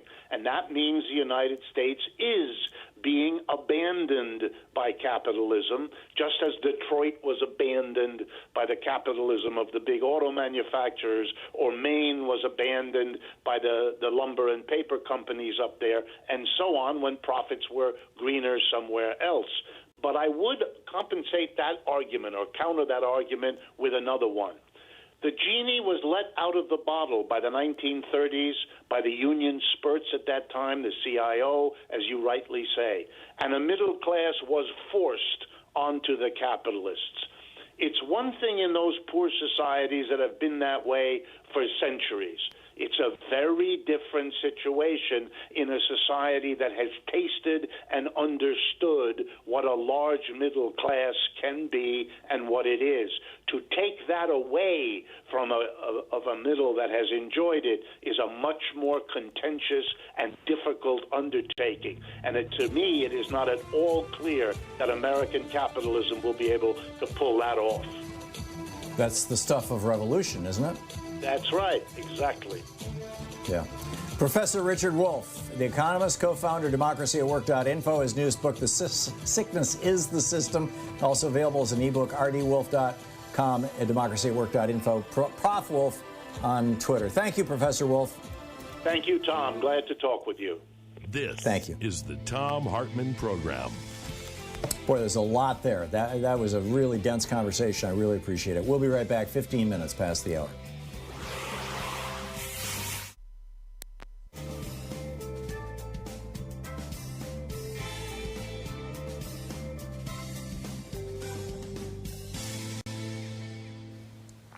And welcome back. Susan in Phoenix, Arizona. Hey, Susan, thanks for watching Free Speech TV. What's up? Yes, what I wanted to mention as far as the Green Party, it's not just a third party that gets in the way of the Democrats. Environmentalists have said that the Green Party in the United States has never done anything for the environment. So it's kind of like a sham. And on top of that, I don't think that's altogether true. The early Green Party up until about 20 years ago actually did a lot. The Green Party got over 300 communities in America to pass instant runoff voting. The Green Party advocated for a whole bunch of good environmental legislation. What happened was, starting about 20 years ago, was that Republican oligarchs started funding the Green Party as a way of taking votes away from the Democratic Party. And the Green Party became a political football. And I would say particularly with the 2016 election, basically lost their soul. Yes, they pretty much that now the candidates are often funded by the Republican Party.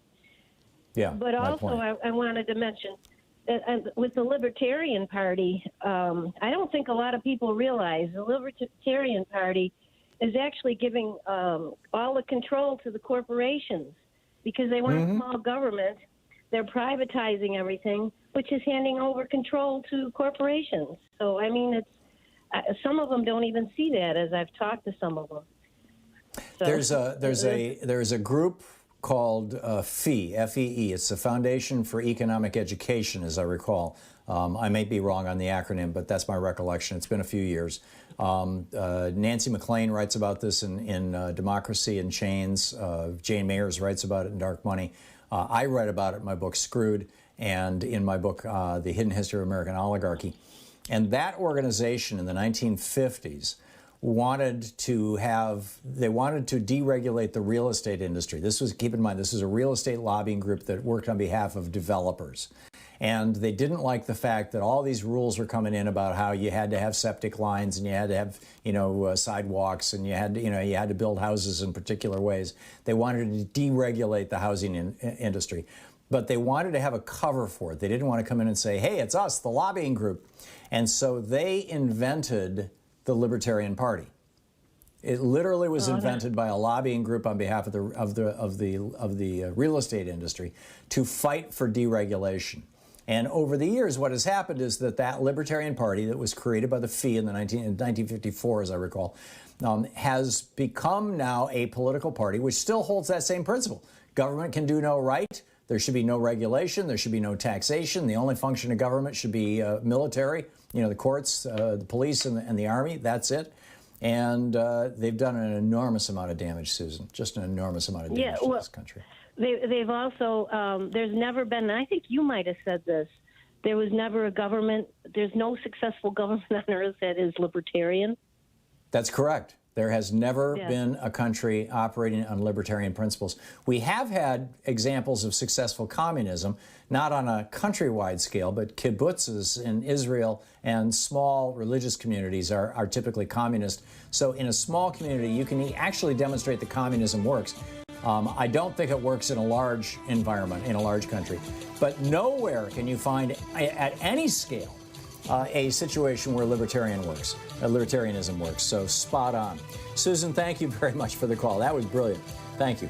It's coming up on 20 minutes past the hour. We'll be right back.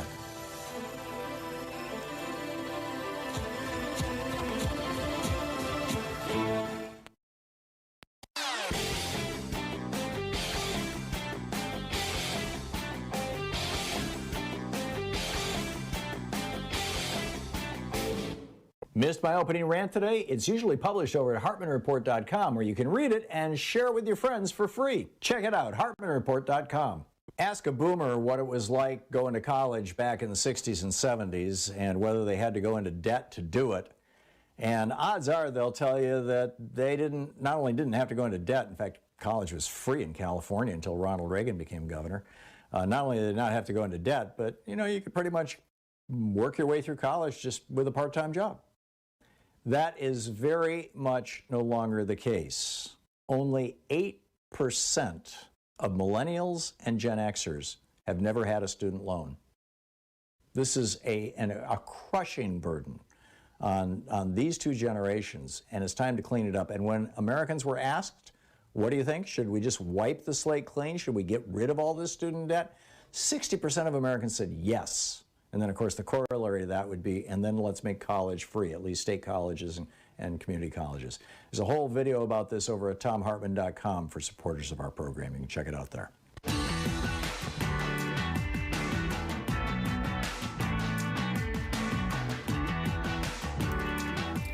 And welcome back. Thom Hartmann here with you and Dean in Pontiac, Michigan. Hey, Dean, what's on your mind? Hey, Tom, love your show. I'm a long-time listener, but first-time caller. You had a caller on just a little while ago talking about Republicans versus Democrats and the amount they donate, and his point was Republicans donate more than Democrats. I wouldn't necessarily disagree with him, but you have to take a look at where those donations are going. They're going to things like Ivy League universities like Harvard, Princeton, and Yale, and they're going things to like art galleries, and the question is, how on earth does that help the needy? And I think the caller was talking about absolute numbers, and you gave him a very good answer, but I'd like to expand a little bit on that because in absolute numbers, of course, they donate more. They have more wealth to donate. But if you take a look at the percentage as a percentage of income, studies have shown that Democrats donate more than Republicans do as a percentage of their income. And here's an example of that. And in fact, you can hang on just a second, Dean. You can even expand on that. People who make less than $60,000 a year donate a larger percentage of their income to charity than people who make more than $60,000. The number might have floated around, you know, it might be closer to 50 or 80 or 90 or whatever, but that number sticks in my mind from a few years ago. There was a really good study done on this. That study has been replicated over and over and over again. Poor people, low-income people, or middle-income people are more likely to give to charity than our wealthy people. Back to you, Dean. Right. Yeah, they're far more charitable, that's for sure. And just one last point, if I may, just as an example of this, I remember a while back reading something in the news, and it was all over the different news media. Jeff Bezos donated $50 million to some charity. Isn't that wonderful, $50 million? But if you ratio that to his income versus someone who's making $40,000 a year, that equated to about $36. That's what he really donated, $36 equivalent. So with them cheering these large amounts, it sounds like a lot, but in relation to his income, not much at all. Excellent point, Saul. And it might have been the equivalent of 30 minutes of his workday. Dean, thank you. Thanks for putting that exclamation mark at the end of that conversation. Joan in Rochester, Minnesota. Hey, Joan, what's up? Well, Tom, I was going to tell you about, I worked for doing income taxes in 1967, way back when. I'm a golden oldie. And we had graduated taxes, you know, people at lower income, it slowly, their income tax graduated as they went up. And so it was fair and very, very specific. And then came the later years in like 2007, and I netted $40,000 income. And the same year, Dick Cheney netted $6,600,000 income, and we both paid 25% in taxes. And my question is, you know, we have a Senate and a Congress with so much money, and I don't think that they really want to reduce taxes for the lower income, and they certainly don't want to raise taxes for the upper income because they have some personal interest in it. And I think if we went back to graduated taxes, everybody would benefit and maybe have a chance to live better, to live a better life. What do you think? I completely agree with you, Joan. We still do have a progressive tax system with various brackets that are graduated, but the lower income brackets are paying much higher taxes than they were pre-Reagan, and the upper income brackets are paying massively lower taxes than they were pre-Reagan and pre-Bush and pre-Trump. And then Trump passes his, $1.9 trillion tax cut for millionaires and billionaires. And they say, well, 86% of that benefit went to very wealthy people, which means there's some 20% of the benefit left over for people like you and me, Joan, except for the fact that the tax cuts for average working people are phasing out over a 9-year period. So every year, this year being the first year, every year for the next 9 years, people making less than $50,000 are going to see, or less than $75,000, I think was the cutoff, are actually going to see their taxes go up, whereas the tax cuts for millionaires and billionaires, those are permanent. Those are not going to change. So, it's just crazy. Joan, thank you. Thank you for that note. Gary in Naples, Florida. Hey, Gary, greed has no heart. Hello, Thom Hartmann. Thank you. Greed has no heart ever, and if I may say this, you can hear me, can't you? Yes. This is right in my wheelhouse, if you don't mind me saying. I mean, you know that, and this is very special. And I just want to say this. We lost one of my personal heroes in political life, and a personal note at the kind of man. We lost a great man and political leader in Walter Mondale, and I'll miss him very much. I agree. He was a good man. He was an honest man. He was a great man, Tom. He was a great man. That's what you need as a leader, one who has compassion and humility. And he understood greed. He understood that taxes are what you pay for a civilized society. And if we don't get this tax base up, we're not going to be able to function anymore. Well, we're largely not right now, Gary. Be able to function. Yeah, I'm with you. Thank you. We'll be right back. You're listening to the Thom Hartmann Program. Call 202-808-9925. More of the news of the day and your calls in just a moment. Coming up in our third hour, Professor Lord Martin Rees.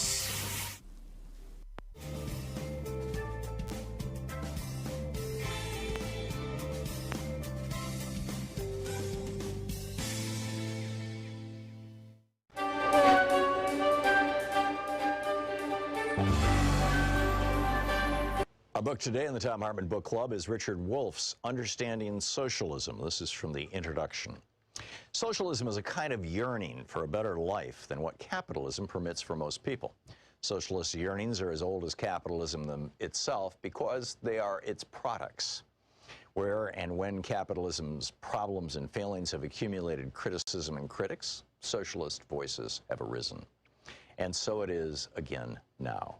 Any serious discussion of socialism must begin by acknowledging socialism's rich diversity. Whatever particular aspect of socialism we choose to analyze, they need to be located within socialism's complexity. That avoids presenting one's own interpretation as if it were the entirety of socialism. In this book, I focus on the economic aspects of socialism, how it differs from capitalism in broad outlines. I'm more interested in socialist critiques of capitalism and their implications about socialist alternatives than in the particulars of the few early experiments in erecting socialist systems, USSR, People's Republic of China, and so on, that history so far offers. Finally, my own education and work constrain me to concentrate on Western Europe and North America. Some important aspects of socialism are thus not covered or discussed here. Yearnings for better lives, such as socialism proposes, are not new. In slave societies, the slaves hoped and dreamed of lives less hard and less out of their own control. Their yearning aimed to obtain freedom. They sought social change that would preclude any one person being the property of another. In feudal societies, the serfs, free in the sense that no one owned them, yearned for better lives too. Their subordination to lords included heavy labor and other burdens that they wanted lifted. They hoped and dreamed of a society in which they would not be bound to the land, the lord of that land, and the feudal dues of labor and subservience. The serfs mobilized in the 1789 French Revolution to demand liberty, equality, and brotherhood. In effect, the serfs had expanded on what the slaves had called freedom. In the American Revolution against British King George III, the revolutionaries were neither slaves nor serfs. They were mostly self-employed farmers, craftspeople, and merchants subject to a foreign feudal kingdom. They wanted liberty as individuals to pursue their dreams without hindrance from feudalism or monarchism, whether foreign or domestic. They added democracy to the goals advanced by the slaves and serfs before them. The different systems of slavery, feudalism, and small-scale self-employment produced masses of people yearning for better lives. Eventually, each of those systems provoked revolutions. Many people then sought to break away from and go beyond those systems. The French and American revolutions marked key moments in the social transformations of major pre-capitalist systems into capitalist ones. By capitalist system, we mean that particular organization of production in which the basic human relation is employer-employee instead of master-slave, lord-serf, or individual self-employment. The revolutionaries who wanted and built capitalism hoped and believed the transition to employer-employee relations of production would bring with them the liberty, equality, brotherhood, and democracy they had yearned for. The revolution's leaders promised to themselves and to the people they led that those goals would be achieved. But the transition to capitalist employer-employee relations that increasingly replaced the previous slave, feudal, and self-employment relations of production had unintended consequences. Capitalism soon proved to be different from what its revolutionaries had hoped. While it enabled some people to be more free and more independent than slaves, serf, or self-employed subjects of monarchies had been, it also seriously limited freedom, independence, and democracy for many. Capitalism betrayed many of the promises made by its advocates. It produced and reproduced great inequalities of income and wealth. Poverty proved to be as endemic as capitalism seemed equally adept at producing and reproducing both wealth and poverty. The capitalist rich used their wealth to shape and control politics and culture. Democratic forms hid very undemocratic content. The cyclical instability attending capitalism constantly threatened and hurt large numbers of people, and so on. Growing numbers of employees within capitalism began to yearn for better lives. They defined those yearnings first in the familiar terms of the earlier French and American revolutions: equality, fraternity, liberty, and democracy. They criticized a capitalism that failed to deliver those to most people and demanded social changes to achieve them. Many people still continue to want a better, softer, friendlier capitalism, where government regulates and intervenes to achieve more of what the French and American revolutionaries had yearned for and promised. They are also often self-defined as socialists. However, capitalism's development provoked another, different perspective that also called itself socialism. In that view, capitalism had not broken from slavery, feudalism, and monarchy nearly as much as its advocates had imagined. Slavery had master slaves, feudalism had lord serfs, and monarchy had king subjects as their key sources of their inequalities, lack of freedom, oppressions, and conflicts. The employer-employee relation of production and capitalism generated parallel problems. Capitalism installed monarchies inside individual workplaces, even as monarchies outside workplaces were rejected. Kings mostly disappeared, but inside workplaces, the owners or their designated boards of directors assumed king-like powers. The book Understanding Socialism by Richard Wolff.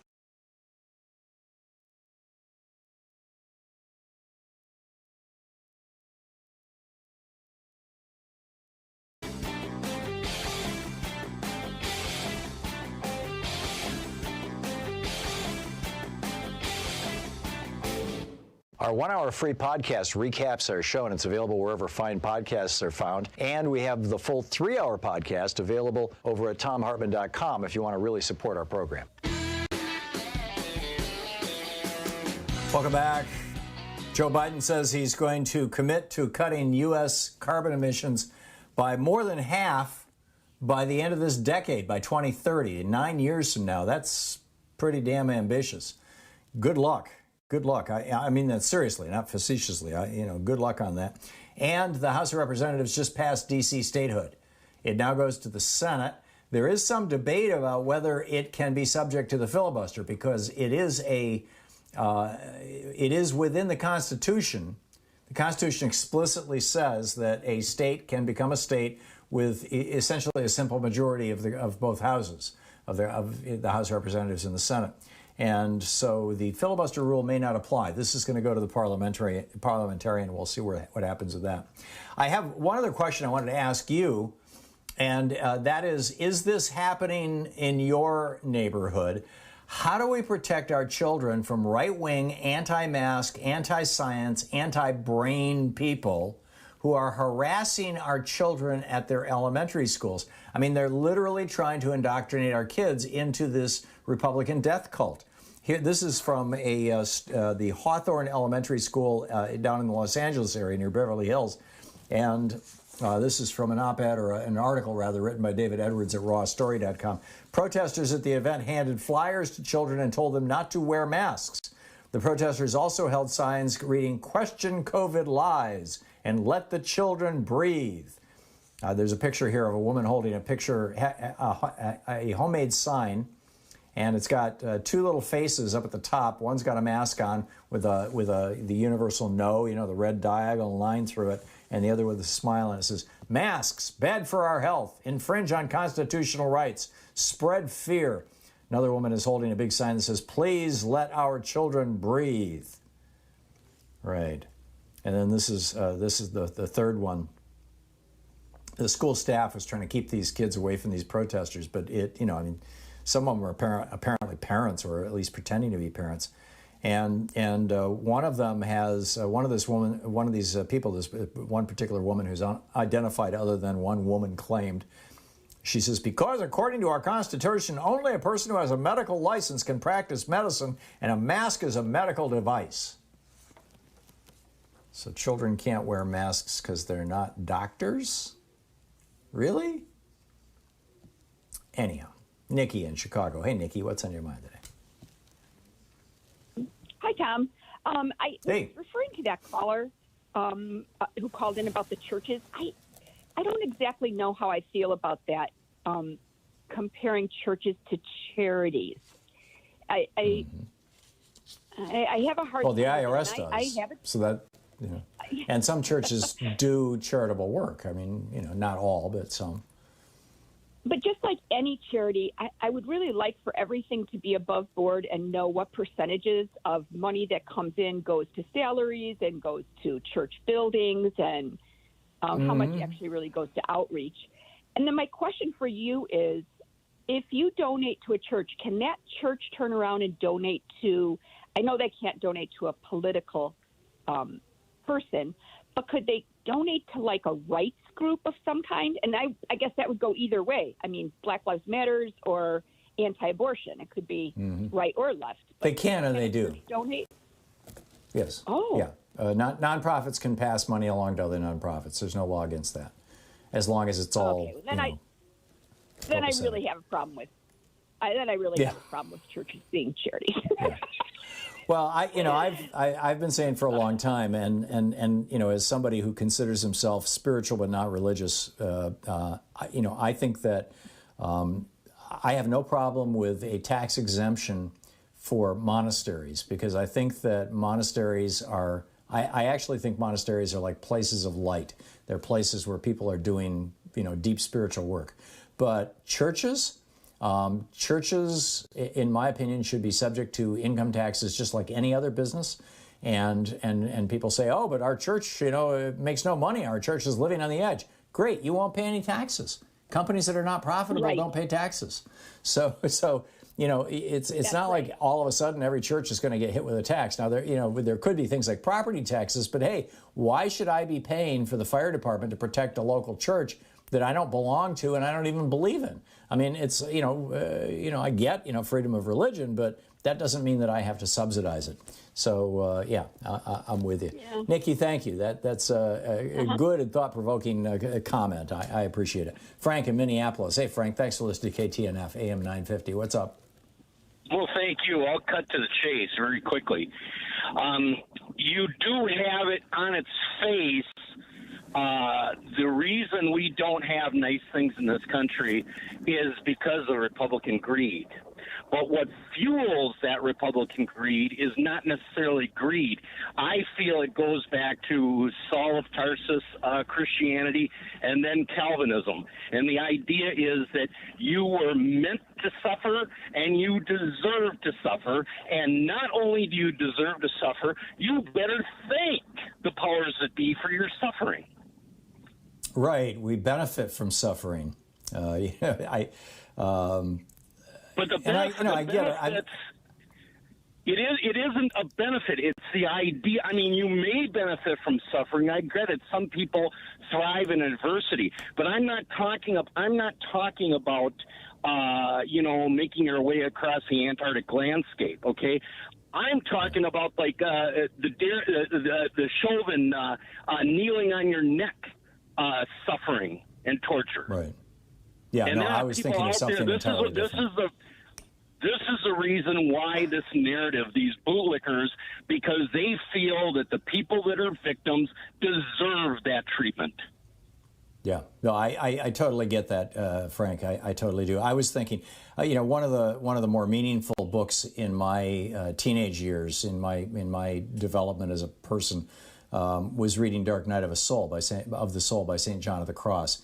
He had defied the church. He thought that the church should not be living a wealthy, rich life. And he had one ally, basically, St. Teresa of Avila, who wrote another brilliant book that influenced me tremendously called Interior Castle. But he was locked into a closet.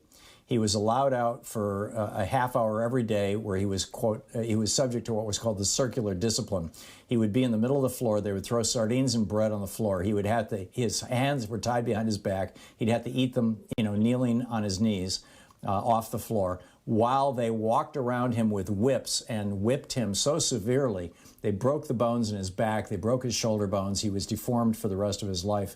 And one of his jailers gave him a pencil and paper, and he wrote this book, while he was living in this closet, and Dark Night of the Soul, and it was about trying to make meaning out of the horrible things that were happening to him and trying to find, some benefit in that. And I get that, and I get the need to do that. We all try to make meaning out of everything. But it's been turned into like some sort of a virtue, the self-flagellation. Thank you. It's not unique to Christianity. You see the I believe it's the Sunni Muslims who whip themselves with chains, every year. And I think you're spot on about Calvinism. Most people don't realize that the whole Calvinist philosophy, John Calvin's 5 principles, probably the most important of them boils down to predestination. That, because there's this line in the Bible that God knew you before you were born. And in other words, God decided that, you were going to be a good person or a bad person. God decided if you were going to be a leader or not a leader. And the big crisis, as we were, after Leviathan was published in 1634, and Thomas Hobbes was saying, hey, maybe we can govern ourselves. And you had, the early stirrings of the British Revolution. What came out of that was, okay, if we're going to govern ourselves, if we're not going to have a hereditary monarchy, how do we decide who's in charge? And the answer to that question that the Calvinists came up with was, well, God will tell you who's supposed to be in charge by showing you who He has showered His blessings upon, right? And in other words, rich people should be in charge. So I think you're absolutely right, Frank. May I make one signature point? May I make one final signature point? Okay. Absolutely. I'm sure you've read Brave New World, and this has stuck with me for years, okay? 40 years ago, Huxley made the point that there would come a time through technology that the slave would love their servitude. I'm sorry, say that again, that the slave would what? That the slave would love their servitude. The slave would love, through technology, the slave would love being a slave. That was the whole point of Brave New World. I think you can make that argument, yeah. And the question is, to what extent is that Stockholm Syndrome or simply adaptive behavior for survival? Or, what does that say about the human condition?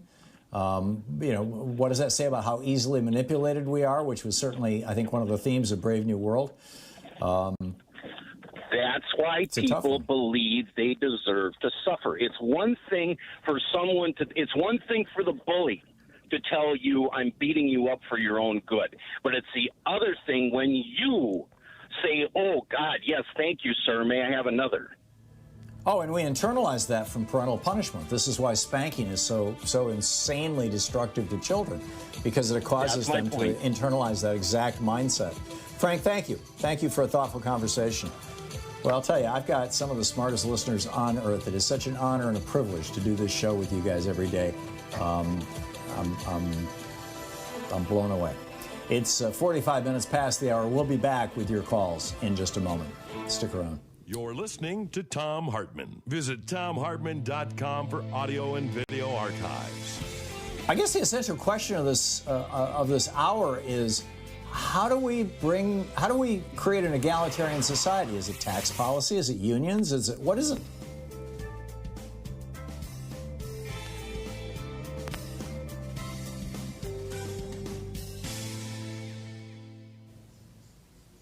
And welcome back.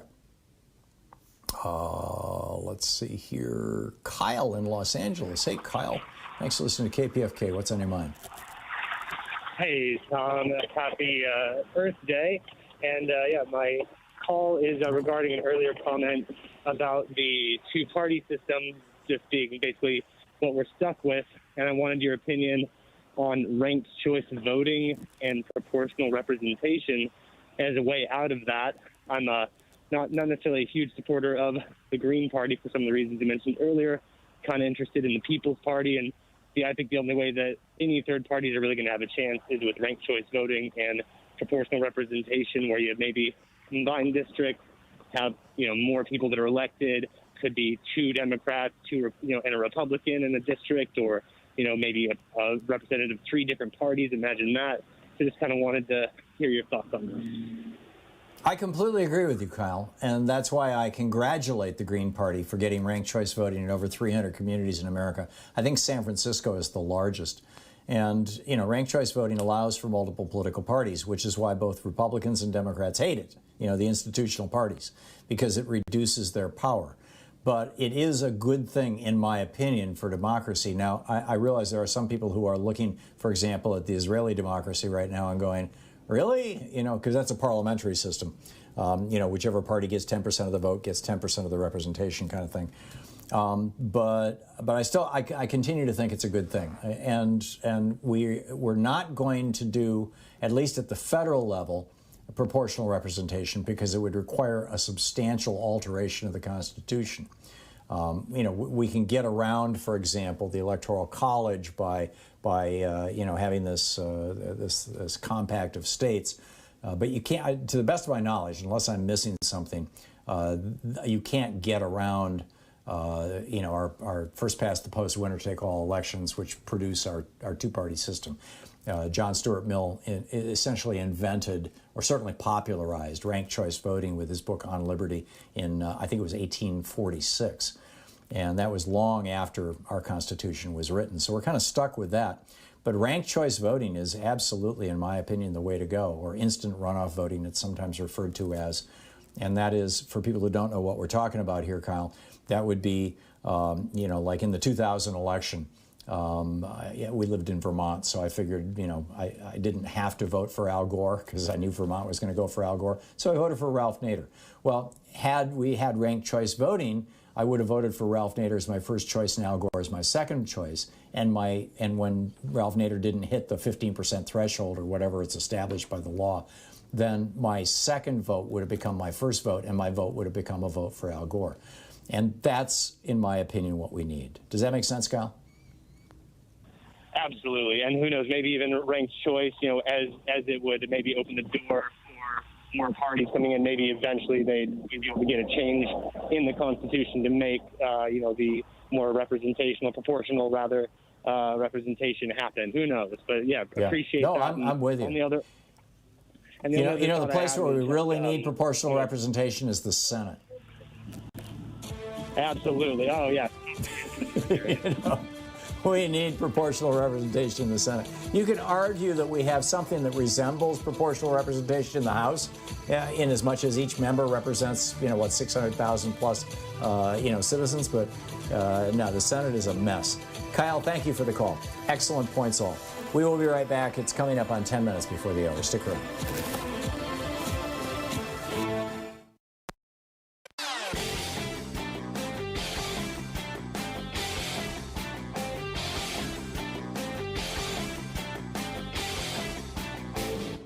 Missed my opening rant today? It's usually published over at HartmannReport.com, where you can read it and share it with your friends for free. Check it out, HartmannReport.com. Well, the Confederacy continues to live. Governor Tate Reeves, the governor of Mississippi, just signed a proclamation making April the Confederate Heritage Month in Mississippi. That's kind of the bad news. The good news is that it didn't get published on the state's websites. It got published over on Facebook, where there's a good contingent of racists and neo-Confederates to begin with.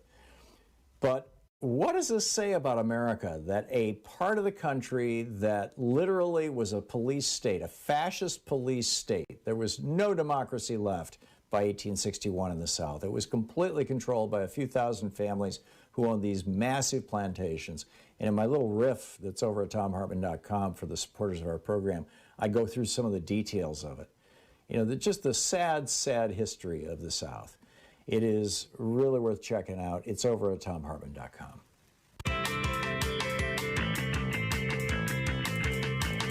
And welcome back.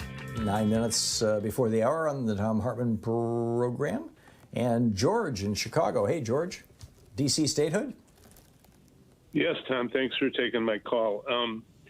Since I'm not a constitutional lawyer, perhaps you or somebody who listens to the show can answer this question accurately. But on the matter of representation for D.C., which is long overdue, is there a problem with the fact that the Constitution itself establishes the District of Columbia as the seat of the federal government?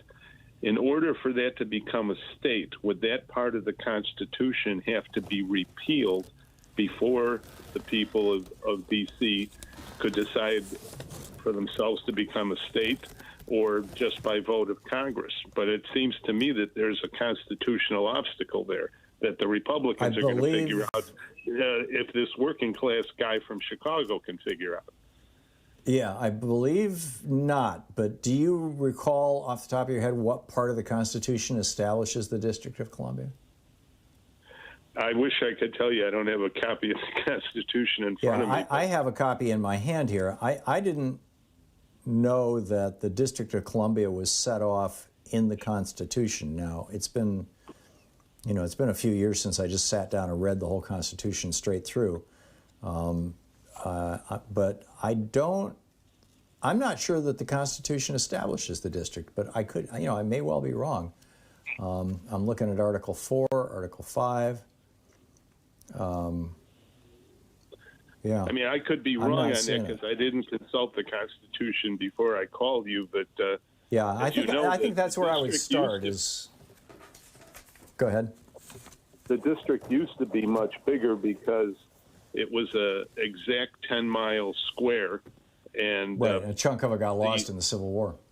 Well, actually, if I remember my history correctly, the part that was donated by Virginia was given back to Virginia by the federal government because those in authority at the time felt that the district would never need to be that big, and they never would need that land for the seat of the federal government. Of course, we now know it would serve us better if the district was.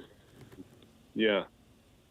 Yeah. I confess I don't know the history of D.C. that well, George, and I don't know that it's in the Constitution. So, maybe, like you said, maybe one of our listeners who is more well versed in this than either one of us can weigh in on it. George, thanks a lot for the call. Interesting question. Very thoughtful question. Alan in Crown Point, Indiana. Hey, Alan, what's up?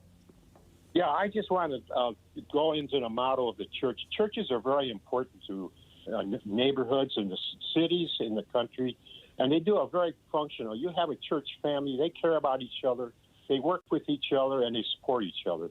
And I just want to make that clear. I think you know that as well as I do, but with tax purposes, that's another story. Maybe that's an opinion. But I want to just put that into your effect. Churches are very important. And even in changing, I don't disagree. Okay. Mm-hmm. I would put a caveat on that, though. I think that some of these large television ministries, I mean, I've seen Franklin Graham on TV pitching his little prayer line. You call into the prayer line, they're going to get your name and address, and they're going to mercilessly beg you for money for the rest of your life. And in my opinion, he's taking advantage of people who are desperate, who are in need, are in crisis. You've got, the old Tammy Faye Baker and Jim Baker. Jim Baker's still out there hustling stuff. He keeps getting busted for, he had a phony COVID cure and stuff like that. There are some ravening wolves among the sheep, to quote John 4, as I recall. But yeah, I think that, community is an important thing, and local churches provide community. And frankly, if local churches had to pay an income tax on money left over at the end of the year, they probably would not be paying an income tax because the kind of work that they do, they just, they don't show a fund balance at the end of the year anyway. Okay. I appreciate that. Appreciate your comment there. Okay. Thank you, Alan. Good to hear from you. Rob in Chico, California. Hey, Rob, what's up? Yeah, hi, Tom. I was offended, and I hope you apologize.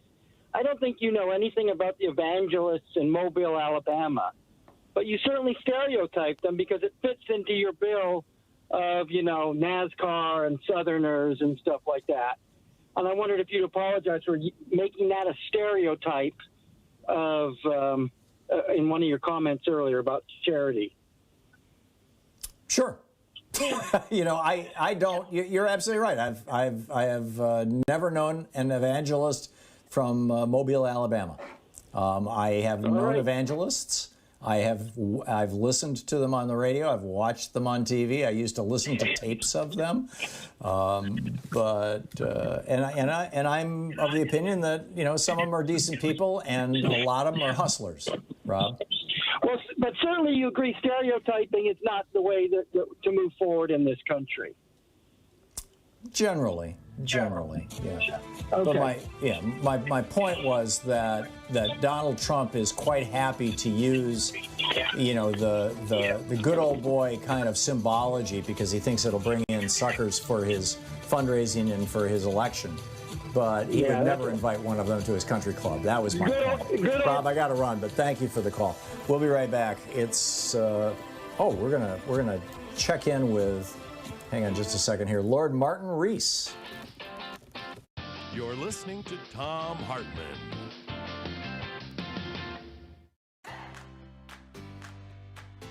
These companies support the Thom Hartmann Program. They are HelloFresh, the #1 meal kit delivery service. More information at hellofresh.com, code TOM. CB Distillery for sleeping and pain relief. More info at cbdistillery.com, code TOM. Annie's Kit Clubs, creativity delivered right to your door. More info is available at annieskitclubs.com/Tom.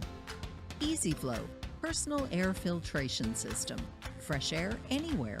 More info at easyflowusa.com, code TOM. Masterclass with world-class instructors. More info at masterclass.com/Hartman. And Dinovite, only the best all-natural pet supplements. More info at dinovite.com.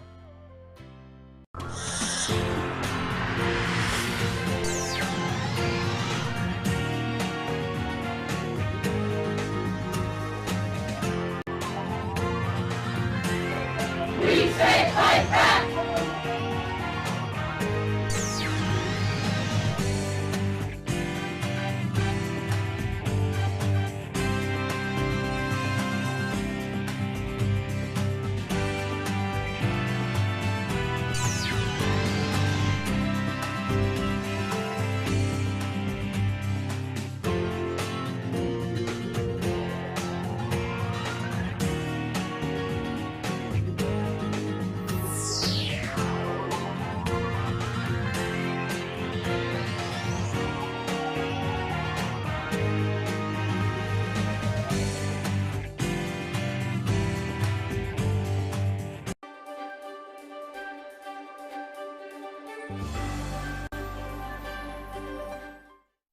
Today we're reading about Thunderdome politics, an uncivil war taking back our democracy in an age of Trumpian disinformation and Thunderdome politics by Greg Sargent, the Washington Post columnist. This is from his chapter on voter suppression. It's page 37. Republicans and Democrats inhabit different political realities, as mentioned in a previous chapter. But there are certain facts about our politics that are just objectively true. One of them is this. Generally speaking, efforts to make it harder to vote are almost always pushed by Republicans.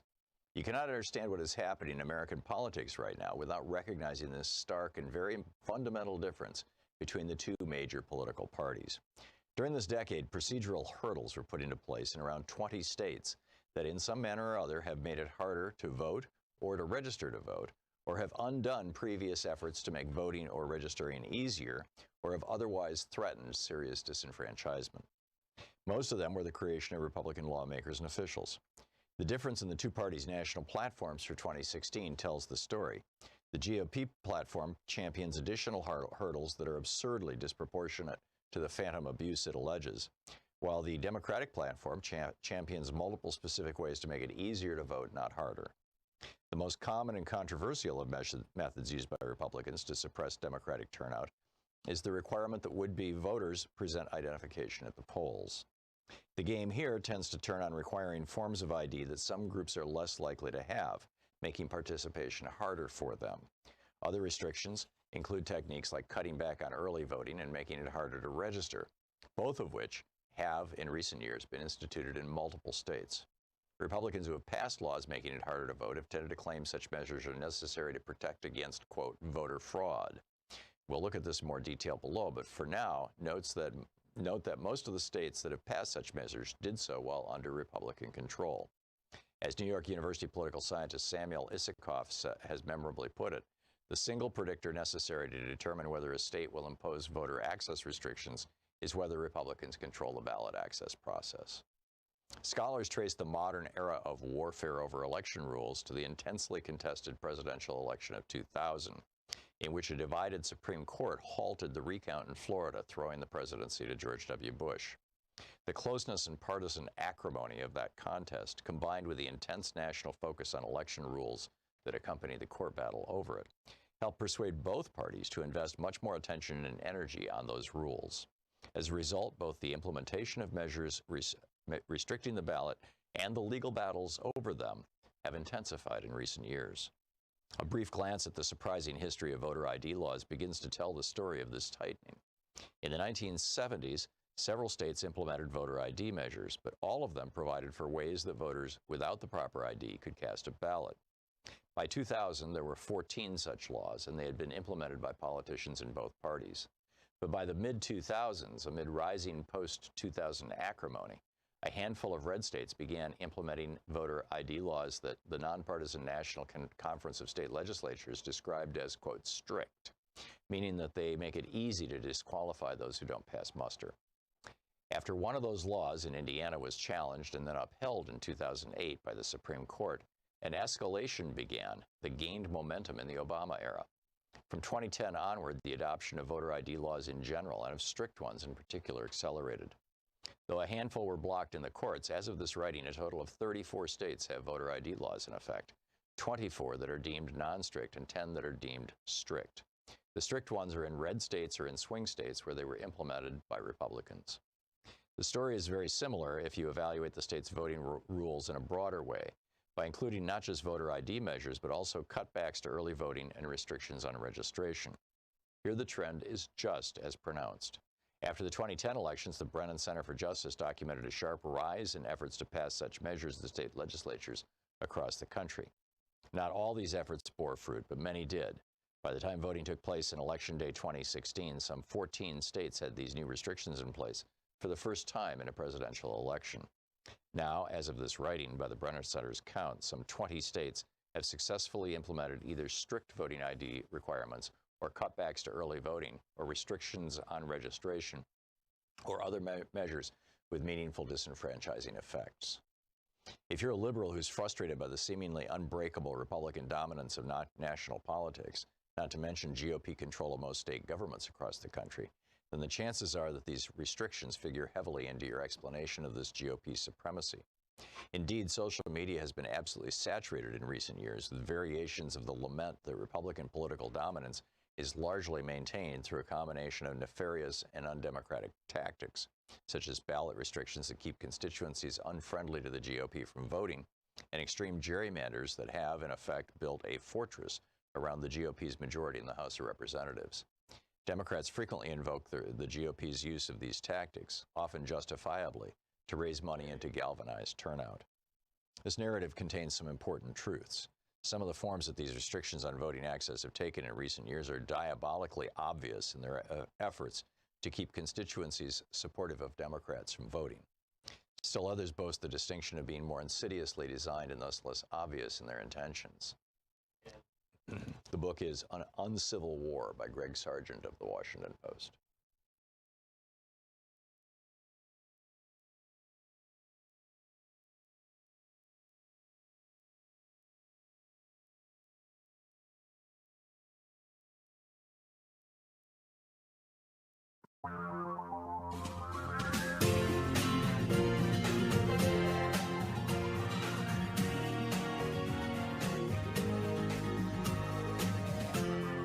This is the Thom Hartmann Program.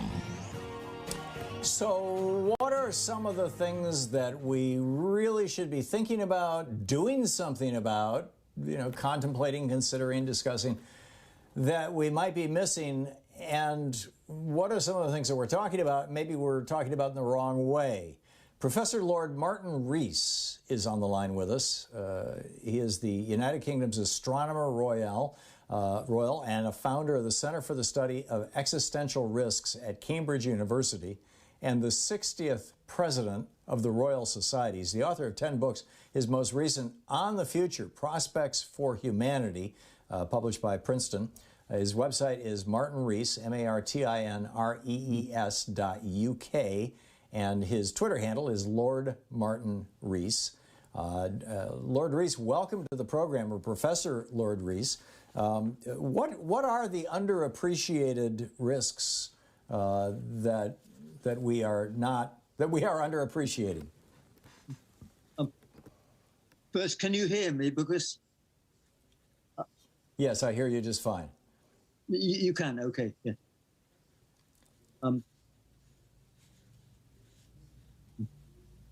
Well, I think the 20th century world is unique because the world's been around for 45 million centuries, but this is the first when one species, namely the human species, has the fate of the planet in its hand and can determine whether we have a brighter future or whether we foreclose all those huge potentialities of the many millions of centuries that lie ahead. And the reason this is happening is partly that we have a more numerous human population, all more demanding of energy and resources. And also, we have more powerful technology. And this will allow us to do amazing things, but also it leads to the risks. And also one thing we've learned for COVID-19, which is a wake-up call, is that anything that spreads across a continent will then spread globally. Mm-hmm. So where are we deficient in our focus? Alarm is not quite the word that I'm looking for here, but what are the things that we really need to be paying a whole lot more attention to, both in terms of popular discussion and scientific work, that we are not? Well, I think in terms of popular discussion, what we've got to do is think longer term.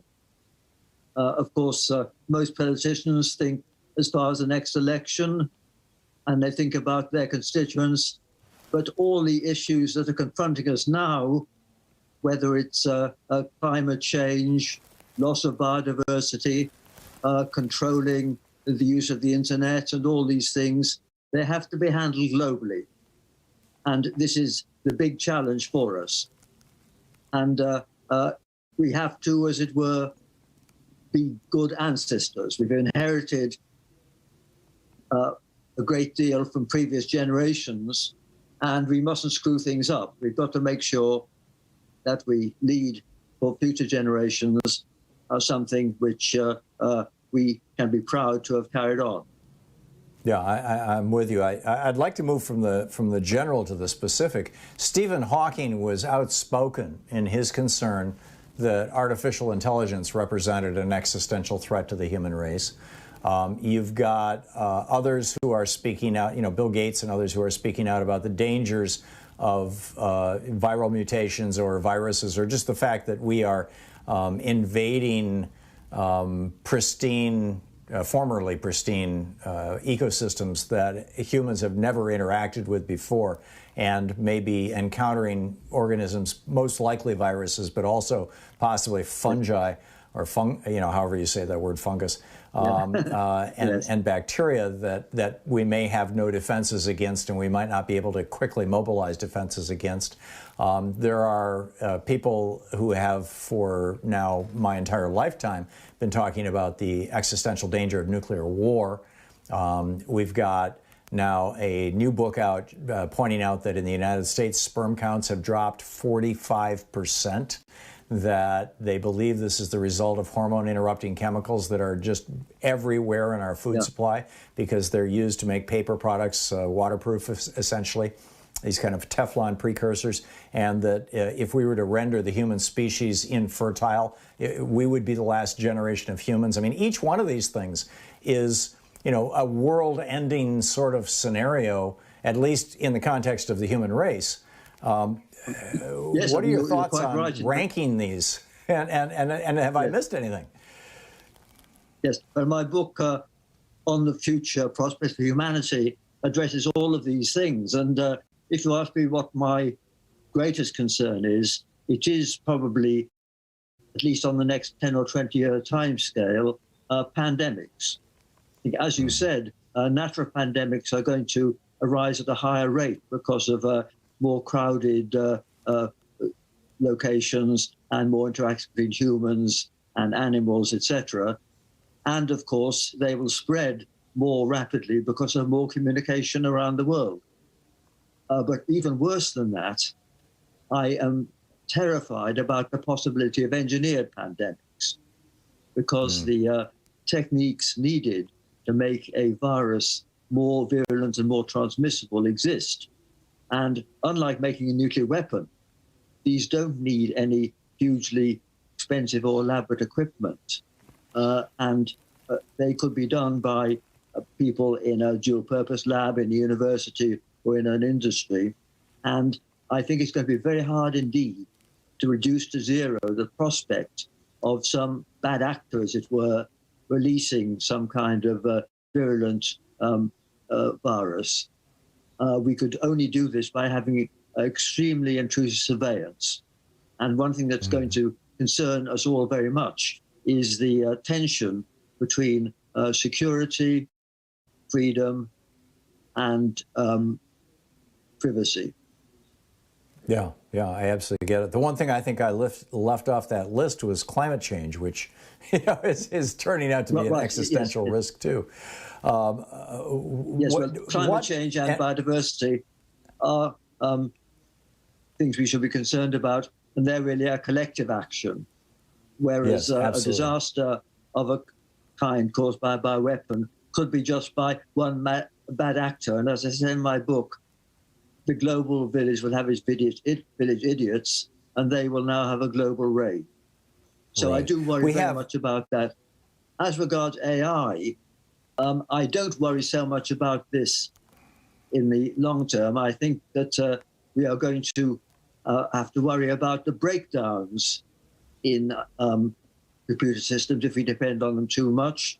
But I'm really on the side of Rodney Brooks, the inventor of the Roomba vacuum cleaner and the Baxter robots, who said that for a long time we'll need to worry less about artificial intelligence than about human stupidity. Yeah, I'm with you. We have just 20 seconds until we're going to hit a hard break here. Is this a job for the United Nations? How do we handle these things? Well, I think regulations need to be enforced by the United Nations as best they can, but enforcing the drug laws or the tax laws globally is not very easy. But we also have to have some international body to regulate these multinational conglomerates in the context of the internet. Well said. Professor Lord Martin Rees, his new book, On the Future, Prospects for Humanity. Lord Martin Rees is his Twitter handle. martinrees.uk is the website. Professor Rees, thank you so much. Thank you very much indeed. Thom Hartmann Program. Thank you. It's great talking with you. Very nice meeting you, and I hope your message goes far and wide. Thank you. Yeah, thank you. 15 minutes past the hour. We'll be back.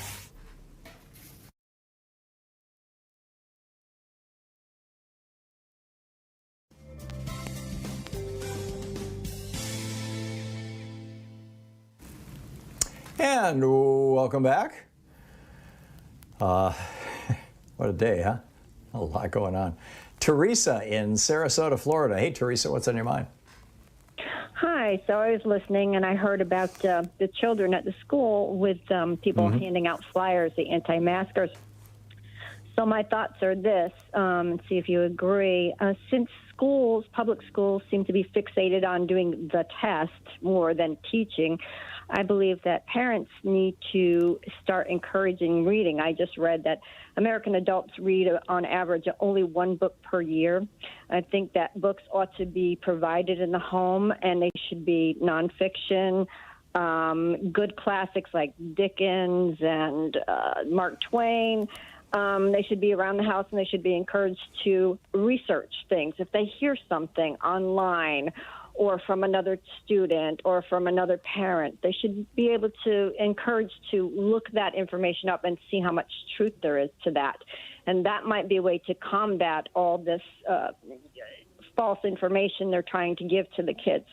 And the second point is, how on earth did anti-maskers show up in front of a school and get close enough to hand out flyers to children? I mean, what does this say about the safety of our schools?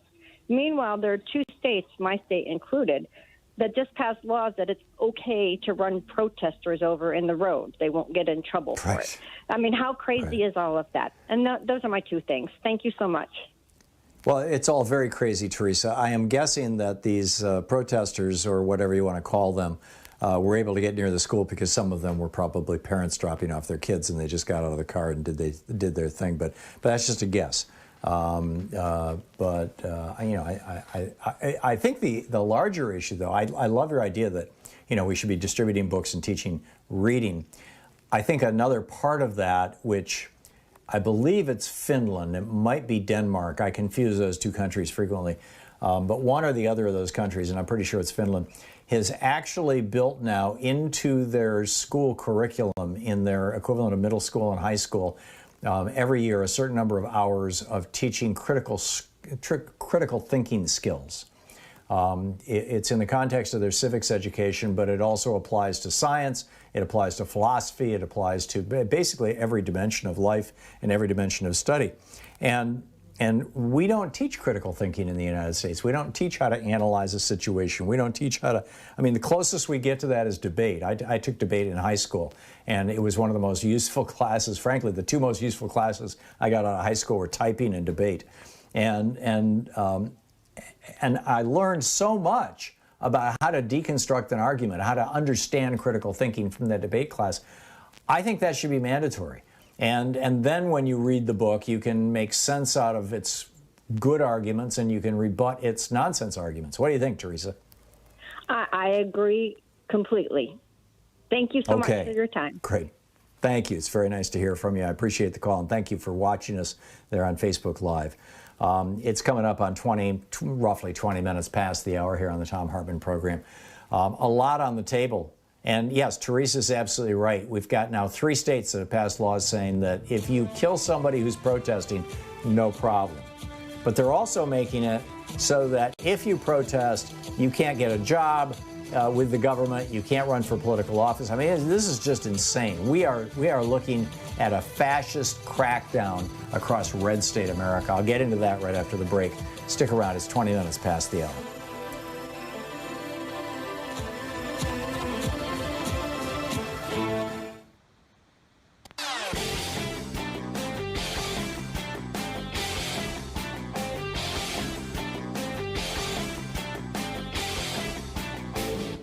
Missed my opening rant today? It's usually published over at HartmannReport.com, where you can read it and share it with your friends for free. Check it out, HartmannReport.com. Astonishing news out of the Centers for Disease Control and Prevention that has to do with the lifespan of Americans. Since World War II, the average lifespan of American men and women have continuously increased, all the way up to 78.8 years in 2019. Continuous increase. Things were getting better, more and more people were getting health care, we were making medical technology advances, there was a rather dramatic decline in smoking between the 1990s and the 2010s. All kinds of things were working together. And then came Donald Trump's response to COVID-19, causing America, with 4% of the world's population, to have 20% of the world's deaths. The result of that has been extraordinary. For the first time since World War II, American life expectancy has declined. It's all over in a new video for supporters of our program over at ThomHartmann.com.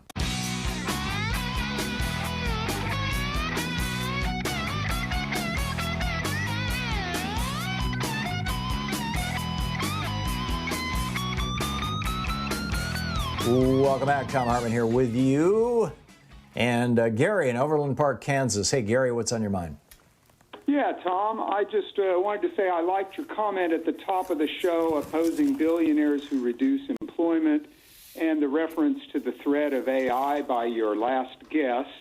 And I wanted to comment that billionaires and their right-wing economists who oppose full employment often disparage employment and jobs as inflationary.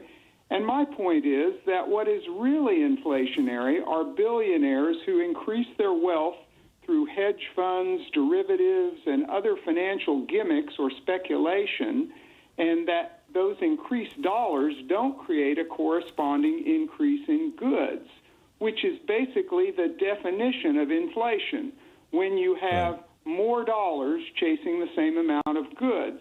And my point is that that's much more inflationary than creating new jobs for workers or obtaining full employment, where when workers get those new jobs, they're also creating new goods. So you don't have more dollars chasing goods, you don't have dollars chasing more goods, you have more dollars chasing the same amount of goods, which isn't inflationary. Absolutely, Gary. And what you're referring to, by the way, was a political/social war that was waged in the early 1980s. We had severe inflation in the United States in the late 70s and early 80s as a consequence of the two Arab oil embargoes. And what that did is it drove up the cost of oil, which drove up the cost of gasoline, which drove up the cost of everything, because everything has to be transported, which is, fueled by oil. Everything had to be, the manufacturing was used by oil. Oil is the raw material for all kinds of stuff. And the two principal ways you get inflation are, number one, reducing the value of the currency, which we did not do, or number two, having a shortage of an essential commodity. The inflation in Zimbabwe, for example, was the result of a shortage of food. It was a famine. And so then you see this inflation. But what had happened back in the 80s, and I thought this was absolutely fascinating, I read about this in my book, Screwed, was that Alan Greenspan, who Reagan eventually put in charge of the Fed, Alan Greenspan came up with this theory called wage inflation. And his argument was that because wages were going up, unions were going on strike because inflation had just gone up 10%, wages weren't going up 10%, so people were losing purchasing power. And Greenspan's theory was that the driving force for inflation wasn't, the scarcity of oil or changes in the value of the currency, that it was the fact that employees were demanding more wages. And so there's this famous quote from 1997. It was in the Wall Street Journal. I used it as an epigraph in one of my books. I'm pretty sure it's in Screwed, where he said, one of my principal jobs at the Fed was to maintain a certain minimum necessary level of worker insecurity. And then he went on to say that whenever he saw inflation go up, he would raise interest rates. Raising interest rates would cool down the economy. Cooling down the economy would increase unemployment. Increasing unemployment would decrease general pay because there would be more people competing for the same jobs. And that's how he dealt with wage inflation. He didn't care about any other kind of inflation. And that argument continues to be made, Gary, and it's a BS argument. It was back in the 80s and 90s when Greenspan was making it, and it is today, 30 years later. I agree, and that ties in with a study the Kauffman Foundation did a few years ago, where they found that over a 30-year period, I believe from 1970 to 2000, that Fortune 500 companies, which many are owned by billionaires, produced almost no net new jobs over that 30-year period. Yep, it was all small business. That's right. They may have produced some jobs, but they laid off just as many or more. Yes, and consolidations and monopoly and all that sort of thing, just made the situation even worse. All excellent points, Gary. Thank you very much. I appreciate the call. Wayne in Las Vegas. Hey, Wayne, you found D.C. in the Constitution? Yes, I'm no scholar, but I'll just give you the basis. It's under Article 1, Section 8, Clause 17. I am looking.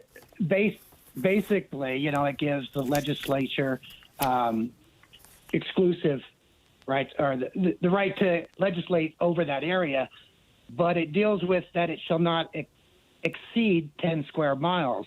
And so the workaround the U.S. House did was to shrink the size of D.C. to just the federal buildings, and the rest of it would become a state. Okay, so it is consistent with the Constitution. The Constitution sets a ceiling, not a floor. To the best of my reading, unless there's other places it could be, but that's where it's first notated to establish the federal area within a state. To exercise exclusive legislation in all cases whatsoever over such district not exceeding 10 miles square as may by session of particular states, the exception of Congress, become the seat of government. I get it. I get it. Cool. Wayne, Right. thank you. So I think you're absolutely right. I appreciate the call. Thank you so much. We'll be back. It's coming up on 28 minutes past the hour here on the Thom Hartmann Program. Stick around. We'll be back with more of your calls and the news of the day right after this. Listening to the Thom Hartmann Program. Call 202-808-9925. 34 states now have introduced legislation that if you are busted in a protest, bad things happen. I'll give you the details after the break.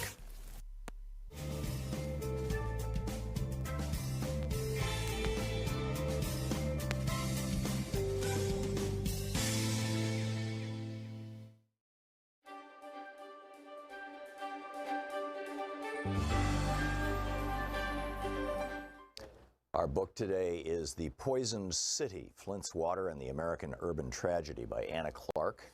This is from the prologue. On a hot day in the summer of 2014 in the Civic Park neighborhood where Pastor R. Sherman McCathern preached in Flint, Michigan, water rushed out of a couple of fire hydrants. Puddles formed on the dry grass and splashed the skin of the delighted kids who ran through it. But the spray looked strange. The water was coming out dark as coffee for hours, McCathern remembered. The shock of it caught in his throat. Something is wrong here. Something had been wrong for months.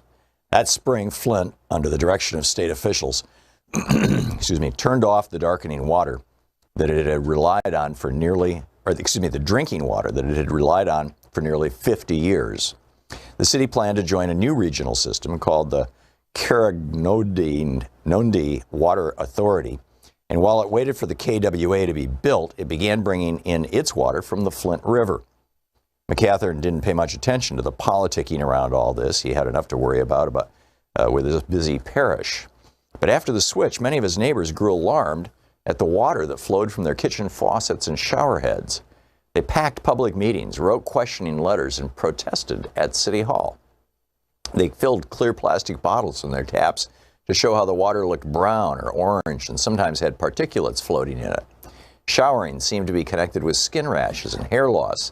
The water smelled foul. A sip of it put the taste of a cold metal coin on your tongue. But the authorities said everything was all right and you could drink it, so people did, McCathern said later. Residents were advised to run their faucets for a few minutes before using the water to get a clean flow. But as the months went by, the city plant tinkered with treatment and issued a few boil water advisories. State environmental officials said again and again that there was nothing to worry about. The water was just fine. Whatever their senses told them, whatever the whispers around town, whatever Flint's troubled history with powerful institutions telling them what was best for them, this wasn't actually hard for people like McCathern to believe. Public water systems are one of this country's most heroic accomplishments, a feat so successful that it's almost invisible. By making it a commonplace for clean water to be delivered to homes, businesses, and schools, we have saved untold lives from what today sound like antiquated diseases in a Charles Dickens novel: cholera, dysentery, typhoid fever. Here in Flint, it was instrumental in turning General Motors, founded in 1908 in Vehicle City, as the town was known, into a global economic giant. The advancing underground network of pipes defined the growing city and its metropolitan region, which boasted of being home to one of the strongest middle classes in the entire United States. McCathern is a tall, bald man with a thin mustache and a scratchy rasp in his baritone voice. At the time of the water switch, he had led the non-denominational Joy Tabernacle Church for about 15 years. It was founded in the YMCA in downtown Flint, where it held baptisms in the swimming pool. But in 2009, it made a home in Civic Park, where a Presbyterian church closed after 85 years and gave its sanctuary over to the young and hopeful congregation. By then, Civic Park, one of America's oldest subdivisions, was a desert of deserted, historically significant homes, the pastor said. Built between 1917 and 1919 by General Motors and DuPont and Company, along curving tree-lined boulevards, the tidy houses were designed for Flint's auto workers and their families. But over the years, the neighborhood was blighted by vacancy. Empty two-stories with lurching front porches and crumbling roofs sat alongside crisply painted homes where Flint residents, they sometimes call themselves Flintoids or Flintstones, still live their lives. When the sound of gunshots on the street outside interrupted services, McCatherine gave a nod to the church musicians, urging them to play louder. Some called Joy Tabernacle a thug church, he said, but McCatherine saw the good. The young men filling his pews built a proud society, if not by getting their names on the honor roll, then by tagging their names with spray paint. In the end, people just want to be seen. The ghosts of the past went well beyond Civic Park. Between General Motors and the United Auto Workers, the city had been a flourishing hub for American innovation. There were more than 100 different manufacturing establishments in town. 10 of them employed at least 1,000 people each. And they not only made automobiles, but paints, varnishes, tools, dyes, cotton, textiles, and a wealth of other products. Flint had one of the highest per capita incomes in the entire nation. And despite being severely segregated, it was a magnet for African-American migrants from the South. When Vice President Hubert Humphrey stopped by during the campaign for the 1964 presidential election, he praised Flint for, quote, zooming ahead with unbelievable growth and progress. Workers earned wages that are very good, Humphrey said, and, quote, because of the great labor management program in the community over many years, there has been a constant rise in the standard of living, end quote. Away from the assembly lines and the executive suites, the people of Flint felt that the city just shouldn't be a place to work. It should also be a place to thrive. Charles Stewart Mott, an auto pioneer who became GM's single largest stockholder and three-term mayor, created a nationally renowned community schools program that provided education, skills-building workshops, and social influence and social services. The book, The Poison City.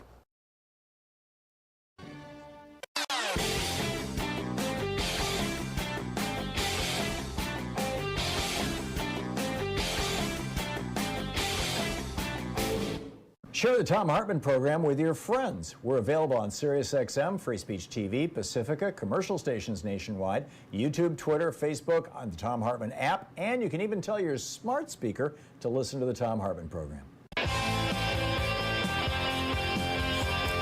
Welcome back. Thom Hartmann here with you. At least 34 states. This is from Aisha Kumar over at Daily Kos. FYI, if you're trying to track it down, the headline, GOP officials threaten to bar protesters from student loans, food stamps, unemployment, and other aid. Seriously, not making this up. According to the New York Times, at least 34 states have introduced legislation against protesters. Between the 34 states, there are a total of 81 anti-protest bills in this legislative session, the 2021 session. One of the first is, this was in Minnesota, Republicans have put forward a piece of legislation that those convicted for protesting, quote, would not be eligible for any type of state loan, grant, or assistance, including but not limited to college student loans and grants, rent and mortgage assistance, supplemental nutritional assistance, unemployment benefits, and other employment assistance, Minnesota supplemental aid programs, business grants, medical assistance, general assistance, and energy assistance. On Monday, Governor, that continues. On Monday, Florida Governor Ron DeSantis signed similar legislation into law. The one in Florida increases criminal penalties for crimes committed during protests, including turning misdemeanors, like jaywalking, into felonies. In addition to protests, the law also increases penalties associated with taking down Confederate monuments. 15 years in prison for touching a Confederate monument or for taking it down. GOP officials are attempting to revoke individuals' First Amendment right to protest without directly doing so. I think they think that will, get them past the Supreme Court. Given this Supreme Court, anything is possible. Republican legislators in Oklahoma and Iowa have passed bills that grant immunity to drivers whose vehicles strike and injure protesters on public streets. In Indiana, those who are convicted during protests are unable to hold state employment offices, including elected office. In Kentucky, keep in mind, that's where Breonna Taylor was killed in Kentucky. The state Senate passed a bill that would make it a crime to insult or taunt a police officer with, quote, derisive or offensive words or gestures. Give a cop the finger, you go to prison. You could be held for up to 48 hours in jail, period. Those arrested on such charges would be held in jail for at least 48 hours. Now, by the way, if you're arrested for murder or rape, you don't get held in jail for 48 hours. You get to see a judge. This is nuts. 34 states have proposed such legislation. 3 bills have been signed into law in Florida, Arkansas, and Kansas. This is amazing. This is just absolutely amazing. We are watching America turn into a fascist police state right in front of us, or at least parts of America. And this is what the Republican Party is all about. It's amazing. Lee in Greenville, South Carolina. Hey, Lee, it says you want to disagree with me. You go to the front of the line. What's up? Disagree with you on about everything you say. First of all, well, pick one thing. Well, I can go a bunch of them. First of all, climate change. All began with Carl Sagan. He wrote that book about the Earth and so on and so forth, and it went downhill from there. Let me tell you this. I don't mean to talk about myself, but I have traveled all my life, 6,000 nights in hotels all around the world. I know what I'm talking about. I don't see any climate change from many, many years ago till now. It's all a bunch of baloney. I've been in India. I've been in all over Africa and so on and so forth. When a cold front goes through, it clears out the junk, and then it pollutes just the way it did back in the 1700s and 1800s. The air mass is clear, and then they fill up with junk. It used to be they called the hazy, lazy days of summer because when everybody was burning the furnaces and there was forest fires and this back during the dog days of summer, the atmosphere was polluted with haze. Now, another thing I think you're confusing pollution with climate change, Lee. Lee, I'm assuming you don't do science for a living. At all. Listen, I was in science all my life. Let me tell you something. Another thing I don't agree with you. We see all these little bitty brats being raised by all the spoiled kids we raised, and I can't control him. We're raised a bunch of hellions because we won't properly discipline. I don't mean beat. Yeah. I mean properly disciplined. Okay. Lee, I'm going to stop you right there because you're just going off on a rant and you're not interested in actually having a conversation. And you know, your stuff on climate change is just like crap. I mean, seriously.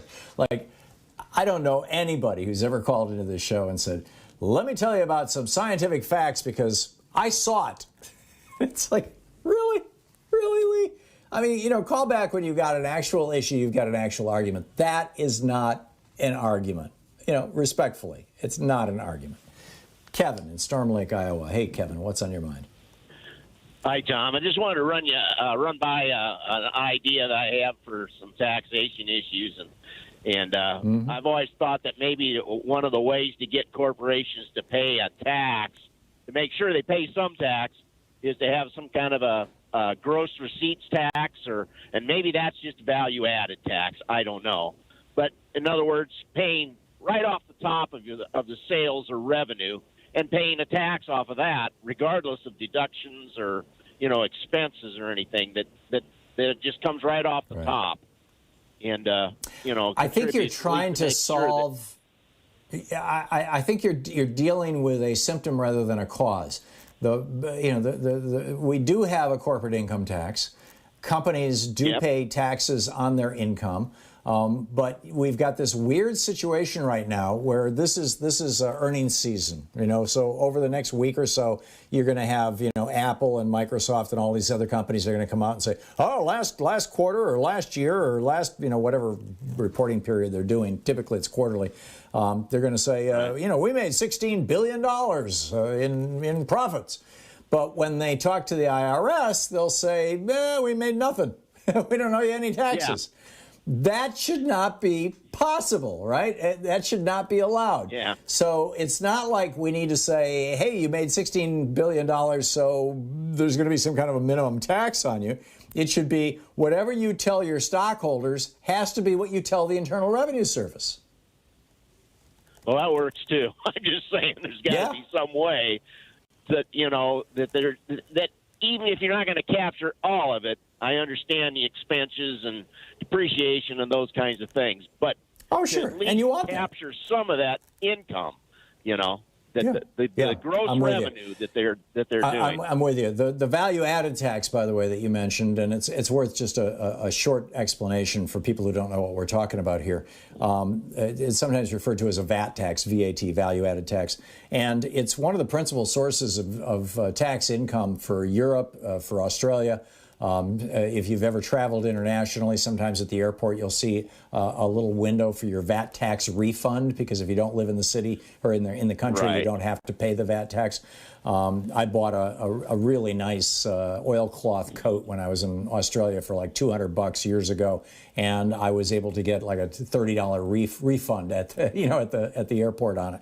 And the way it works is that every step in the manufacturing process, and this is the one problem with VAT taxes, is they were a big deal when everybody was making things. They're not such a big deal in a service economy. It's really hard to figure out how to enforce a VAT tax in a service economy. But every stage in the manufacturing process, there's a small tax applied. So when you mine iron ore and convert it into iron, you pay a small tax on that. When you turn the iron into steel, you pay a small tax on that. When the steel is turned into rolled steel, you pay a small tax on that. When the rolled steel is turned into a car door, you pay a small tax on that. When the car door is added to the car, every time you're adding value, you pay a small tax on that. And so then, when all is said and done, and the reason I use that example is because I'm familiar with it. I lived in Germany. In Germany, the VAT tax on cars is around 17%. And so if you are not a German and you buy a German car, you actually get a 17% discount if you take a German car and import it into the United States. Now, there's different safety standards, so it's a little more complicated than that. But the bottom line is that these countries use VAT taxes not just as a way of raising revenue, but also as a trade strategy, right? So when Germany is exporting cars, they're offering a 17% discount. They're more competitive. And if an Egyptian company, for example, wants to sell a car made in Egypt into Germany, they've got, Germany says, well, hey, we have a VAT tax here. You've got to pay a 17% tax at the border. So, total, it's what, 34%, if I'm doing my math right, is the total difference in price between the German car and the Egyptian car in Germany. And so I'm a big fan of VAT taxes, and I think that the United States should be using a VAT tax. I think we need to be returning to a manufacturing economy, and I think that Joe Biden is moving us in that direction. I think that's a good thing. And a VAT tax is a good way to not only help strengthen your trade policy, like I said, China has a VAT tax. All these other countries use VAT taxes as ways to enforce trade policy, but it also is a good way to raise money, in general for the economy. It takes a lot of the load off the income tax, because right now most of our expenses in the United States are paid for with income taxes paid for by working people. And it's a lot of working people are saying, hey, why me? Why me? Yeah. And of course, we've got the corporate income tax as well. So break, Sean. Yep. Kevin, I got to run, but thank you very much for the call. It's 45 minutes past the hour. We'll be back with more of your calls in just a moment. Stick around. You're listening to Thom Hartmann. Visit thomhartmann.com for audio and video archives. We're trying to figure out how to make a society work, right? We'll be back with more of your comments and thoughts right after this.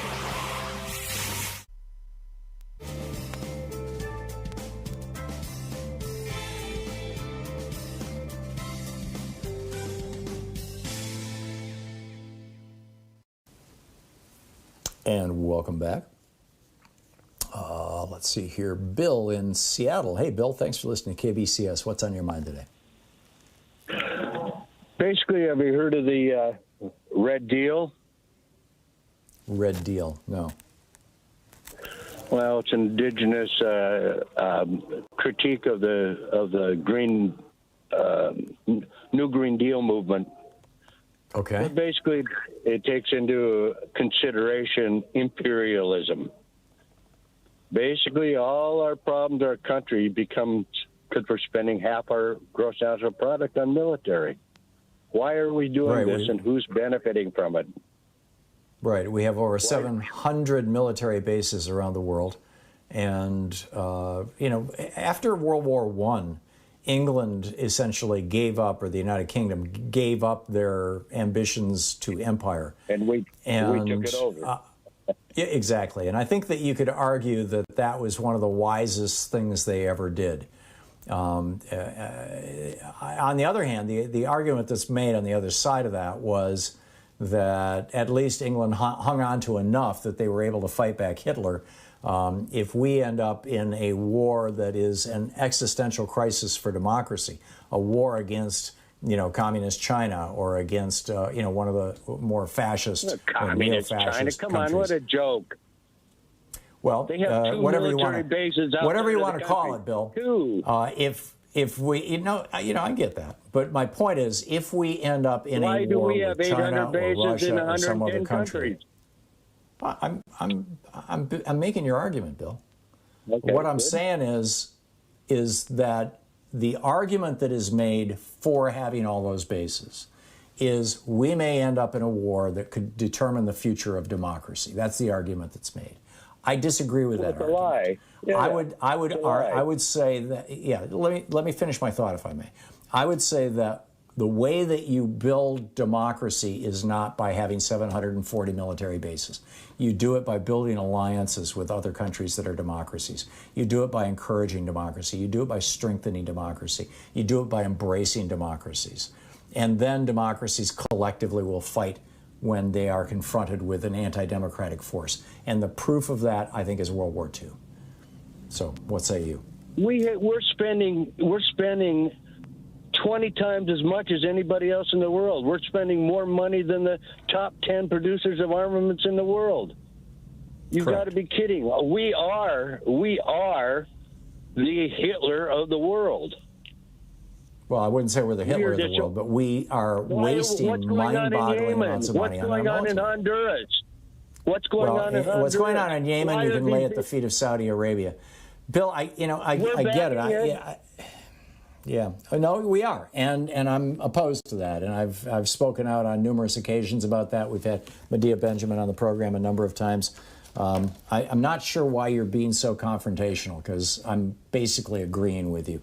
I'm just trying to put a finer point on it, I suppose, and say, there are alternatives to military empire, to empire in general. If you believe that democracy is a good thing, and you believe that it's worth defending, and you believe it's worth promoting around the world. Now, given that, you look at groups like Democracy House that theoretically are pro-democracy, but they're actually neoconservative. Then you get into these weird debates about it. Okay, exactly what do you mean by that? It's a whole another topic. We'll be back coming up on 10 minutes before the hour.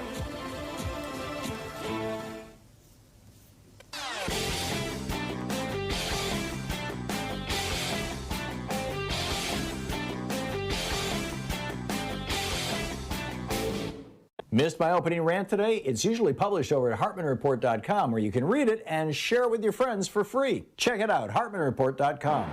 So David Perry over at Medium.com put together a list of 38 reasons to investigate the Trump administration. Everything from the Russian influence over the 2016 election, to the Trump family's collusion with Russia, to Ivanka Trump's trademarks, to federal spending at Trump properties, to the civilians killed by Trump's drone strikes, to the Trump administration's role in turning the United States into the global epicenter for the COVID-19 pandemic. Yes, we are. Yes, it's grim. Their decision to sideline the CDC, politicizing mask wearing just to try to get himself reelected, the number of people who died because the White House kept PPE from blue states, from Democratic-led states, the contents of the Trump documents that Trump refused to release to the House Judiciary Committee and other committees, all the people who wouldn't speak, at all, ignoring subpoenas, violations of the Hatch Act, the deportation of COVID-positive immigrant families, illegal altering of records. Anyhow, there's a whole list. It's over at ThomHartmann.com. Check it out.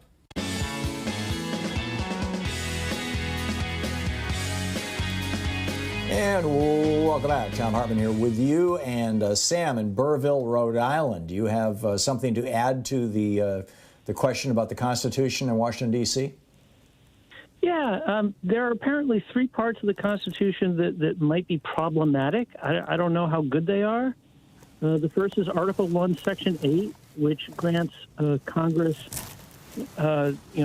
legislative power over the area that was ceded to them in order to, up to 10 square miles. Yes. Yeah, and then there's Article 4, Section 3, which says that if you're going to create a state out of pieces of other states, you have to get their legislature's permission first. Except that D.C. is not a state. Maryland and Virginia, and then there's no. D.C. is not a state. I know D.C. is not a state, but it was carved out of property of two other states. Well, in 1789. But the argument being made by the Federalist group, the Federalist Society, is that because it was carved out even so far back then, Article 4, Section 3 would apply. And their last one is a little dubious, I have to admit. The 23rd Amendment, which basically says that since the 23rd Amendment already describes D.C. as acting like a state with electors and stuff like that, that therefore putting it as a state. I mean, I think all three of these arguments are kind of ridiculous, but those would be the arguments being made. Yeah. I'm looking at the 23rd Amendment right now. The district constituting the seat of government shall appoint in such a manner, basically that, electors for president and vice president and Eleanor Holmes Norton, basically. Yeah. Hey, well, interesting. Like I said, I don't agree with them, but you asked. Yeah, no, I get it. And look at the Constitution, and I did. And I guarantee you, they're going to take it to the Supreme Court. I guarantee you. Yeah. Hey, thanks a lot. Yeah, we will see. Thanks, Sam. I appreciate it. Keep thinking. It's great. Ray in Tacoma, Washington. Hey, Ray, what's up? Hey, at the half hour you're talking about, I think it was Florida saying it's open season on protesters with your three states have done that now. Yeah. Three? Mm-hmm. So we're saying that the guy who hit Heather Heyer in Charlottesville would just have walked away scot-free. Or he would have been charged with something much, much more minor. Here it is. Republican legislatures. On a citizen. Yeah, they have passed this legislation in Oklahoma and Iowa. I don't know that the governor has signed it. In Indiana, you lose your job working for the state if you're convicted during a protest. 34 states have such proposed legislation. 3 bills have been signed into law in Florida, Arkansas, and Kansas. Do you remember Death Race 2000? No. Oh, okay. Well, take a look at it someday. It's a little bit of dark humor, but I got a feeling that protesters on racing tracks is going to become the next NASCAR event. Oh, jeez. Yes. The bread and circus has a whole new meaning. Yeah, thank you. I appreciate the call. Bob in London, Ohio. Hey, Bob, what's up? Hi, Tom. Nothing. Hey. I just wanted to change the subject a little bit, if I may. Mm-hmm. I want to talk about Social Security benefits being double taxed. Okay. When you work for a living and you get your paycheck at the end of the week, the amount that you pay in tax is based on your gross amount, subject to deductions, etc. But that amount includes the Social Security that has already been taken out of your paycheck. Then fast forward to when you're old enough to retire and start receiving Social Security. And on a graduated scale, I think it's $32,000 or $34,000 for a married couple, and $16,000 or $17,000 for a single person. You would start paying a small amount of tax, and it goes up as the amount of your total income goes up that year, including Social Security. Bob, are you a tax professional? No, I'm a retired truck driver.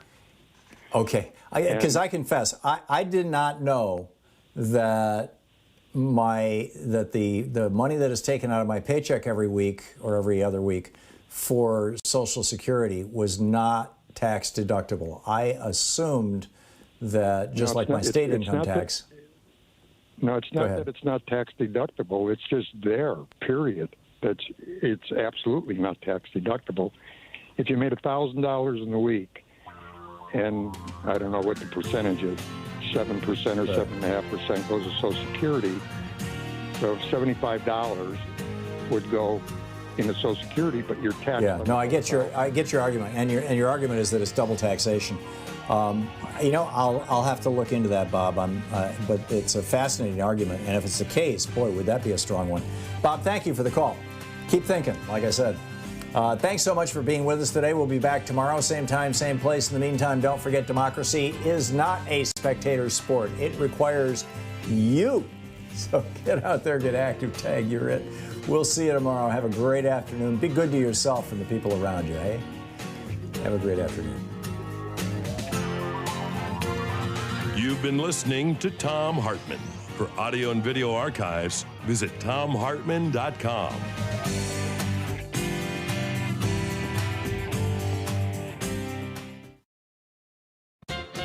Ralph Waldo Emerson told of a dinner guest who... These companies support the Thom Hartmann Program. They are HelloFresh, the #1 meal kit delivery service. More information at hellofresh.com, code TOM. CB Distillery for sleeping and pain relief. More info at cbdistillery.com, code TOM. Annie's Kit Clubs, creativity delivered right to your door. More info is available at annieskitclubs.com/Tom. EasyFlow, personal air filtration system. Fresh air anywhere. More info at easyflowusa.com, code TOM. Masterclass with world-class instructors. More info at masterclass.com/Hartman. And Dinovite, only the best all-natural pet supplements. More info at dinovite.com.